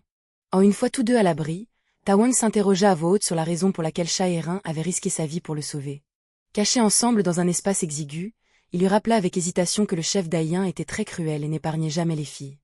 Lui conseillant de ne pas se mettre en danger juste pour ses responsabilités de délégué, Ta Wang entendit Shae-rin se précipiter pour préciser qu'elle avait agi pour une autre raison. L'amie admit timidement avec hésitation qu'elle ne voulait tout simplement pas voir Ta Wang être punie. Cette confession sincère fit palpiter le cœur de Ta Wang, qui crut à tort venir de recevoir un signal romantique. Il remonta avec confiance ses lunettes en forçant un sourire pour rassurer son ami que, mis à part le chef, les sbires ne frappaient pas si fort, ce qui laissa Shae-rin les yeux écarquillés d'incompréhension.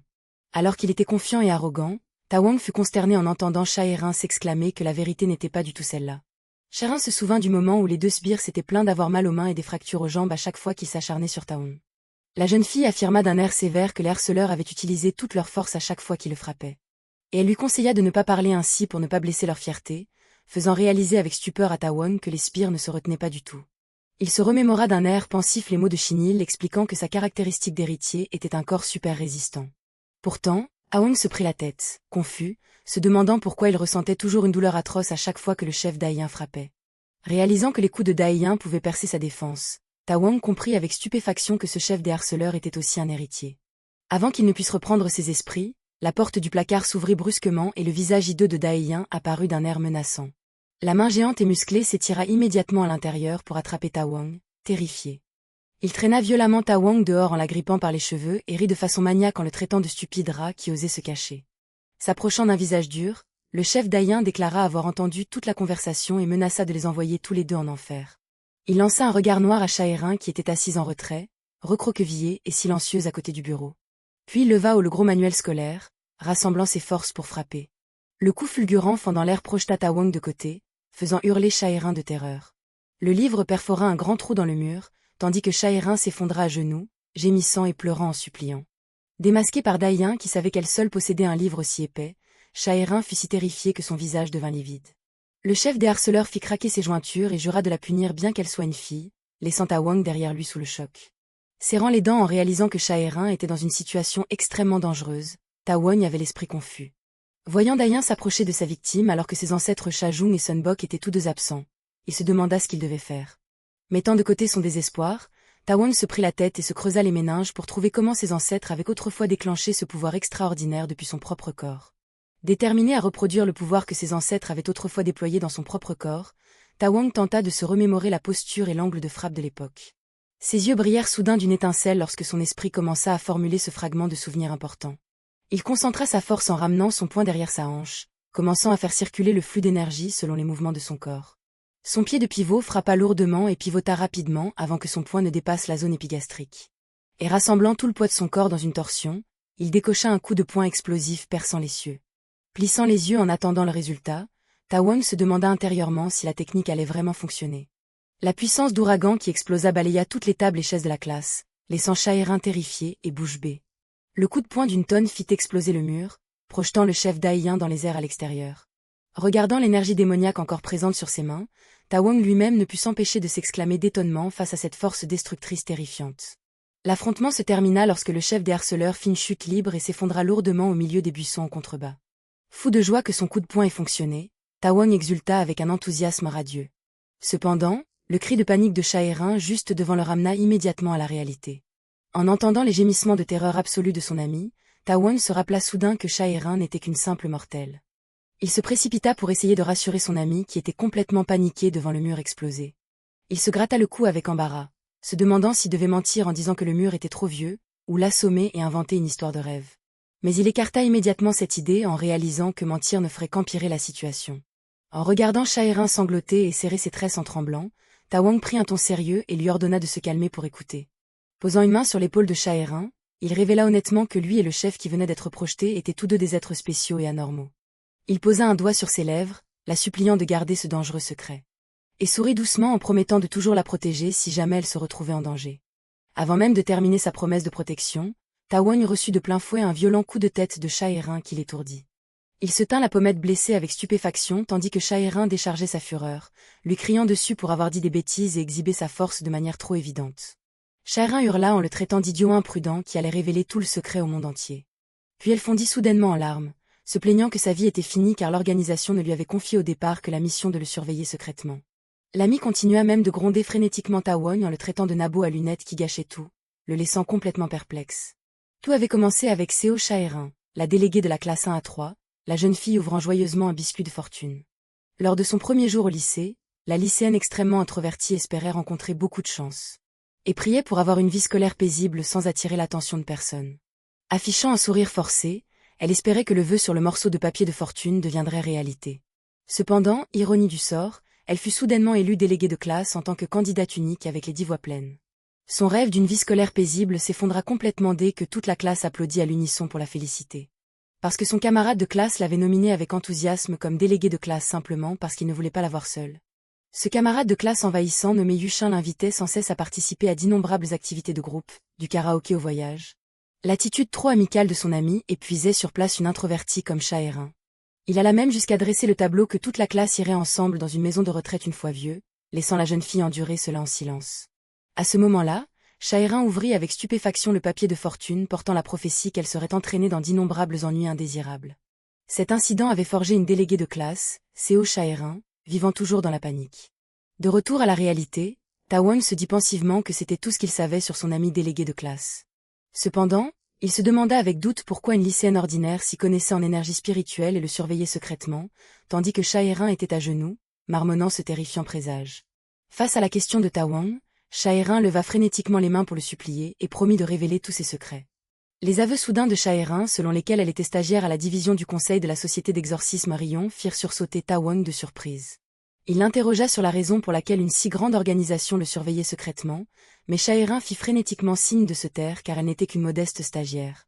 Lorsque Tawon l'interrogea sur les 2 autres secrets, Shaerin sursauta de panique en réalisant soudain que ses doigts étaient toujours écartés au nombre de 3. Voyant son amie si terrifiée qu'elle marmonnait frénétiquement, Tawon laissa tomber et changea de sujet pour l'interroger sur la véritable fonction de la division du conseil. En entendant Shaerin révéler que c'était en fait un centre de courtage d'informations, Tawon évalua intérieurement que l'échelle de l'organisation Rion était très méthodique et stricte. Se remémorant les conseils de Sunbok d'utiliser le pouvoir et les sources d'informations de l'organisation pour retrouver son père disparu, Tawon y réfléchit pensivement. Il s'assit doucement devant Shaerin et exprima son désir de demander plus d'informations concernant la société d'exorcisme. Shaerin feuilletait précipitamment son carnet pour répondre à la question sur la recherche d'une personne disparue, quand une voix glaciale et menaçante retentit soudainement. Une main mystérieuse en costume élégant surgit soudainement et arracha le carnet des mains de Shaerin. Faisant écarquiller les yeux de la déléguée de classe, tremblante devant l'apparition terrifiante de cet homme mystérieux. La main élégante retira doucement le carnet des mains de Shaerin. L'homme tira une petite bouffée de sa cigarette et rappela d'un ton sévère à la stagiaire qu'il avait déjà déclaré ne plus vouloir voir son visage. Il soupira d'ennui, reprochant à Shaerin de continuer à causer des problèmes après seulement quelques courts jours. À l'extérieur, l'équipe de nettoyage érigea immédiatement une barrière pour dissimuler la section de mur lourdement endommagée. Les employés s'empressèrent de compter le nombre de témoins présents sur les lieux pour préparer les opérations de traitement. Mécontent que la division de la Porte du Chien soit considérée comme une équipe de nettoyage de champs de bataille, l'homme confirma franchement son appartenance à la société d'exorcisme Rion, ce qui fit sursauter Tawon. Il n'était autre que Nam Jin-yeok, capitaine de la division de la Porte du Chien de la société d'exorcisme Rion. Cet homme froid se présenta comme celui qui nettoyait les problèmes. Alors que Jin-yeok révisait avec un mal de tête les procédures de traitement, le chef d'Aïen frappa soudainement avec colère la porte et fit irruption. Couvert de feu accroché à lui, le chef des harceleurs rugit, interrogeant sur l'origine du terrible coup de poing de tout à l'heure et soupçonnant Tawon de posséder également des capacités. L'apparition chancelante de Daïen rappela à Jin-yeok que son ultime mission importante était de neutraliser l'héritier. Déclarant que la société s'occuperait elle-même de tout héritier impliqué dans l'incident, Jin-yeok fit paniquer Shaerin qui s'excusa en hurlant tandis que Tawon resta perplexe. Soudain, l'air environnant s'alourdit, terrifiant Tawon lorsqu'il sentit une pression fantomatique l'encercler. Bien qu'il eût déjà affronté des esprits maléfiques millénaires ou le grand démon du Oxini, une terreur absolue montait puissamment dans son esprit à cet instant. Parce que l'origine de cette peur provenait d'une existence anormale dépassant de loin tous les démons, celui qui semait le cauchemar sur le corps de Daïen. Les yeux de Tawon s'écarquillèrent, regardant fixement le vide alors qu'il ressentait une pure soif de sang ultime. Une entité maléfique sortant des abysses, au-delà de toutes les normes habituelles, souriait de manière sinistre. Et au moment même où l'œil de l'abîme semblait le dévisager en retour. Nam Jin-yeok se précipita soudainement par derrière pour couvrir fermement les yeux de Tawon et hurla de les fermer immédiatement. Il déclara d'un ton sévère qu'il allait immédiatement engloutir tous les souvenirs terrifiants dont Tawon venait d'être témoin. Tout en concentrant son énergie spirituelle pour effectuer la technique de purification des souvenirs, Jin-yeok se demanda pensivement si son intervention opportune avait vraiment été efficace. Le chef des harceleurs d'Aïen roula les yeux en arrière et cuma à la bouche lorsqu'une entité d'énergie noire et sombre au visage couturé tendit ses griffes pour serrer son cou. Le démon de l'ombre aux yeux blancs fantomatiques le dévisagea d'un air menaçant juste derrière, faisant s'effondrer Daïen inconscient. Se tournant vers Tawon, qui était tombé sur le sol de panique, Nam Jin-yeok déclara calmement que tout était sûr. Lançant un regard perçant avec ses yeux rougeoyants d'une lueur démoniaque vers Tawon, il se demanda avec une surprise douteuse si cet enfant avait vraiment vu la terrifiante entité de tout à l'heure. Tandis que Tawon, confus et perplexe, rappelait le sentiment de venir de voir quelque chose d'extrêmement terrifiant, Jin-yeok se demandait intérieurement pourquoi la division du conseil le surveillait secrètement, après avoir juste purifié sa mémoire à court terme. Il demanda d'une voix glaciale le nom de la déléguée de classe Shaerin qui pleurait à chaudes larmes à côté. Malgré les gémissements frénétiques de Shaerin affirmant qu'elle allait bien, Jin-yeok s'arrêta soudain lorsqu'il se souvint de quelque chose. Il proposa calmement de régler tous les problèmes d'aujourd'hui en guise de compensation pour avoir accidentellement piétiné son pied de manière extrêmement forte. En l'entendant demander s'il lui restait des ressentiments, Shaerin, sanglotante, essuya ses larmes et hocha la tête en pleurant pour dire merci. Se tournant pour interroger Shaerin sur les allées et venues de Tawon et le but de recrutement de la division du conseil, Jin-yeok fit sursauter la stagiaire qui se justifia maladroitement et avec panique. Se retirant avec son équipe, Nam Jin-yeok n'oublia pas de rappeler avec moquerie à Shaerin qu'elle devait s'efforcer de faire ses preuves si elle voulait devenir employée régulière, laissant son ami figé et perplexe. Il menaça froidement que ce serait la dernière fois qu'ils se croiseraient, faisant promettre frénétiquement à Shaerin de ne jamais se revoir sous l'observation silencieuse de Tawon. Se tournant vers Tawon, la déléguée de classe sourit maladroitement et se justifia en disant que le plan initial était juste de l'inviter naturellement à rejoindre l'organisation.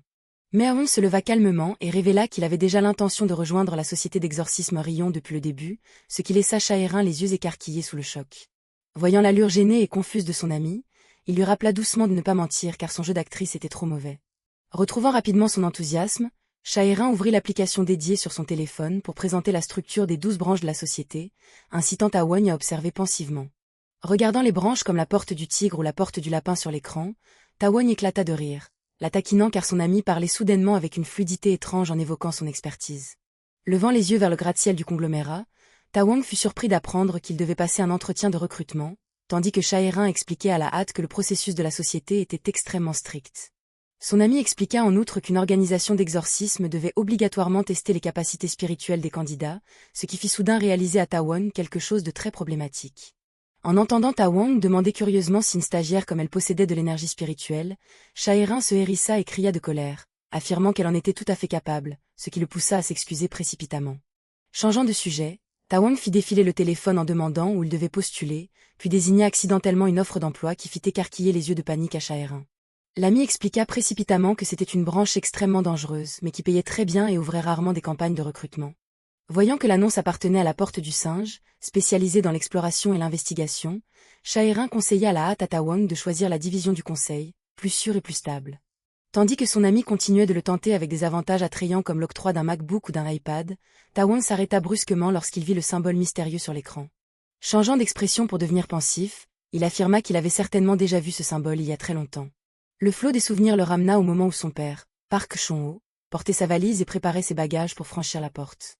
Regardant son père s'activer à faire ses affaires, Ta-Won, alors vêtu de son pyjama et encore ensommeillé, demanda pourquoi l'entreprise l'obligeait à partir en voyage d'affaires sans arrêt.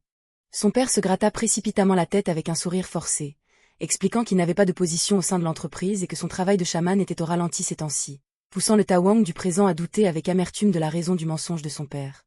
Bien qu'il promit que cette mission rapporterait une énorme somme d'argent et lui dit d'attendre à la maison, le petit Ta-Won de l'époque agitait joyeusement la main pour souhaiter bonne chance à son père.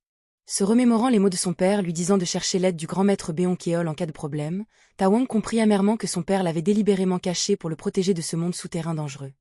Se rappelant le dos de son père franchissant la porte de la maison autrefois, Ta-Won réalisa amèrement en lui-même que l'histoire selon laquelle il travaillait dans une entreprise normale était un mensonge absolu.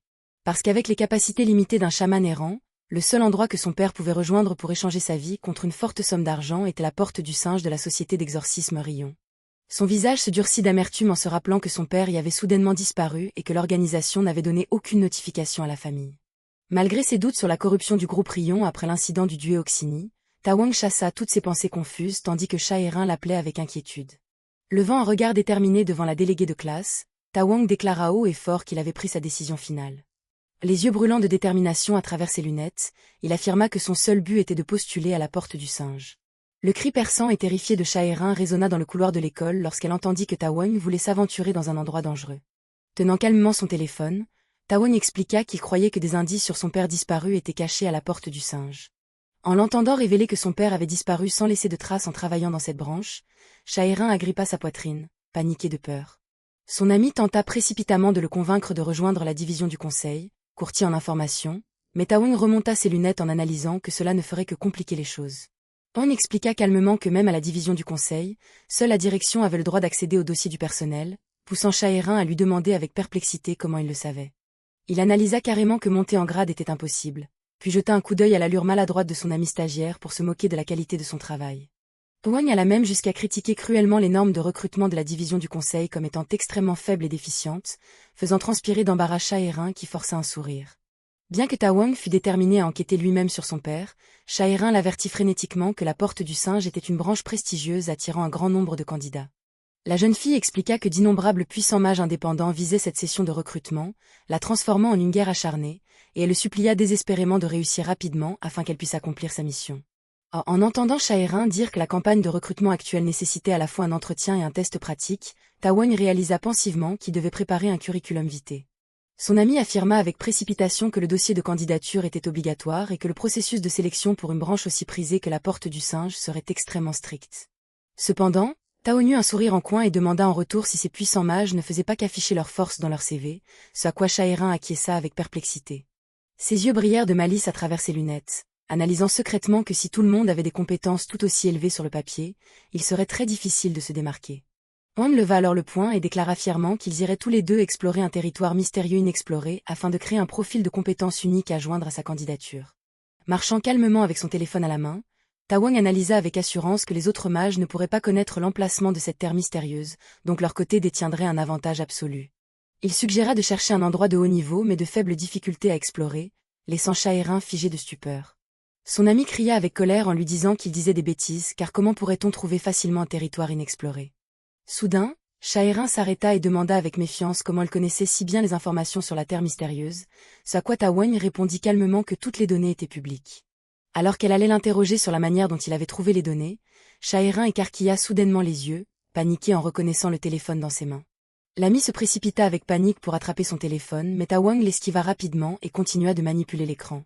Bloquant calmement son ami qui pleurait en réclamant son bien, Tawang faisait défiler l'application tout en analysant les territoires classés de A à D. Malgré les ordres furieux de Shaerin de rendre le téléphone, il estimait pensivement qu'un dossier impressionnant exigeait la conquête d'un territoire de rang A. Juste au moment où Shaerin, épuisé, glissa et tomba sur le sol, Tawang s'exclama de joie en trouvant un lieu de rang avec un niveau de danger extrêmement faible. Regardant son ami allongé sur le dos, effondré sur le sol du gymnase, il lut les informations et comprit que la raison pour laquelle l'endroit était classé rang a été simplement parce qu'il se trouvait sur une propriété privée dont le propriétaire refusait catégoriquement d'autoriser l'accès. Wang lut que cet endroit avait été le théâtre de rituels de magie noire il y a 200 ans et assez récemment, tandis que Shaerin pleurait sur le sol en se reprochant que le monde l'avait abandonné. Il réalisa avec surprise que la terre mystérieuse était en fait la zone clôturée derrière la colline à l'arrière de l'école, ce qui fit sursauter Shaerin avec panique. En entendant Tawang demander si elle connaissait cet endroit, Shaerin admit en tremblant qu'elle avait été forcée d'y aller d'innombrables fois. Son ami pleura en racontant que le fils arrogant du propriétaire l'avait continuellement traîné là-bas pour organiser des milliers de fêtes absurdes, poussant Tawang à commenter avec lassitude qu'il ne lui manquait plus que l'expérience de la magie noire. Malgré les supplications de Shaerin de la laisser derrière, Tawang insista fermement pour qu'elle vienne avec lui car elle était la seule à connaître le propriétaire. Il déversa un flot continu de réprimandes, lui reprochant de ne pas s'efforcer de devenir une employée régulière et d'accepter de porter des sandales en plastique bon marché avec un maigre salaire de stagiaire. Il insista impitoyablement sur la dure vérité qu'elle n'était qu'une modeste stagiaire sans aucune place au sein de l'entreprise. Tawang menaça même que si elle échouait à le recruter, elle serait certainement licenciée et incapable de trouver un emploi dans l'industrie de l'exorcisme, poussant Shaerin à fondre en larmes. Tous deux se rendirent immédiatement dans la salle portant le panneau du club de recherche occulte de l'école et furent accueillis par un salut radieux de l'intérieur. La porte s'ouvrit pour révéler Yushin, 17 ans, vice-président du bureau des élèves et président du club, le fils arrogant du propriétaire avec une personnalité frénétiquement extravertie. Bước vào trong, Yusin tự hào giới thiệu căn phòng không chỉ là nơi sinh hoạt câu lạc bộ mà còn là trung tâm tư vấn cho học sinh cần giúp đỡ. Hắn khoanh tay đan chéo nở nụ cười tự tin, cất tiếng hỏi lý do con trai của gia tộc thầy cũng như Taewon lại tìm đến nơi này. Sự am hiểu của đối phương làm Taewon hoảng hốt trợn tròn mắt. Bàng hoàng hỏi vì sao hắn biết lai lịch mình dù đây là lần đầu trò chuyện. Yusin liền nhiệt tình khoác tay qua vai Taewon khoe khoang rằng bản thân đã học thuộc lòng tên tuổi, lớp học và mã số của toàn bộ học sinh trong trường. Giữa lúc thành viên câu lạc bộ thản nhiên thổi bong bóng kẹo cao su, Yusin khẳng định trách nhiệm của một ban cán sự là phải giúp đỡ những học sinh khó hòa nhập. Hắn tuyên bố việc nắm rõ thông tin từng thành viên trong trường chính là nghĩa vụ cao cả của bản thân. Dưới tiếng vỗ tay rầm rộ của các thành viên, Yusin dõng dạc tuyên bố mục tiêu biến trường học thành nơi tràn ngập niềm vui, khiến Taewon thầm ngán ngẩm nhận xét đây chỉ là hội học sinh trốn học. Đột nhiên Yusin giật mình hít hà không khí, rao lên rằng bản thân vừa đánh hơi thấy mùi hương trầm uất thảm hại vắt ngang qua phòng. Quay đầu lại, hắn lập tức nhận ra mùi hương quen thuộc từ phía Chirin đang gục ngã ở cửa, và vỗ tay rao mừng vì cô là người dẫn Taewon tới, làm cô bạn gào lên tuyệt vọng.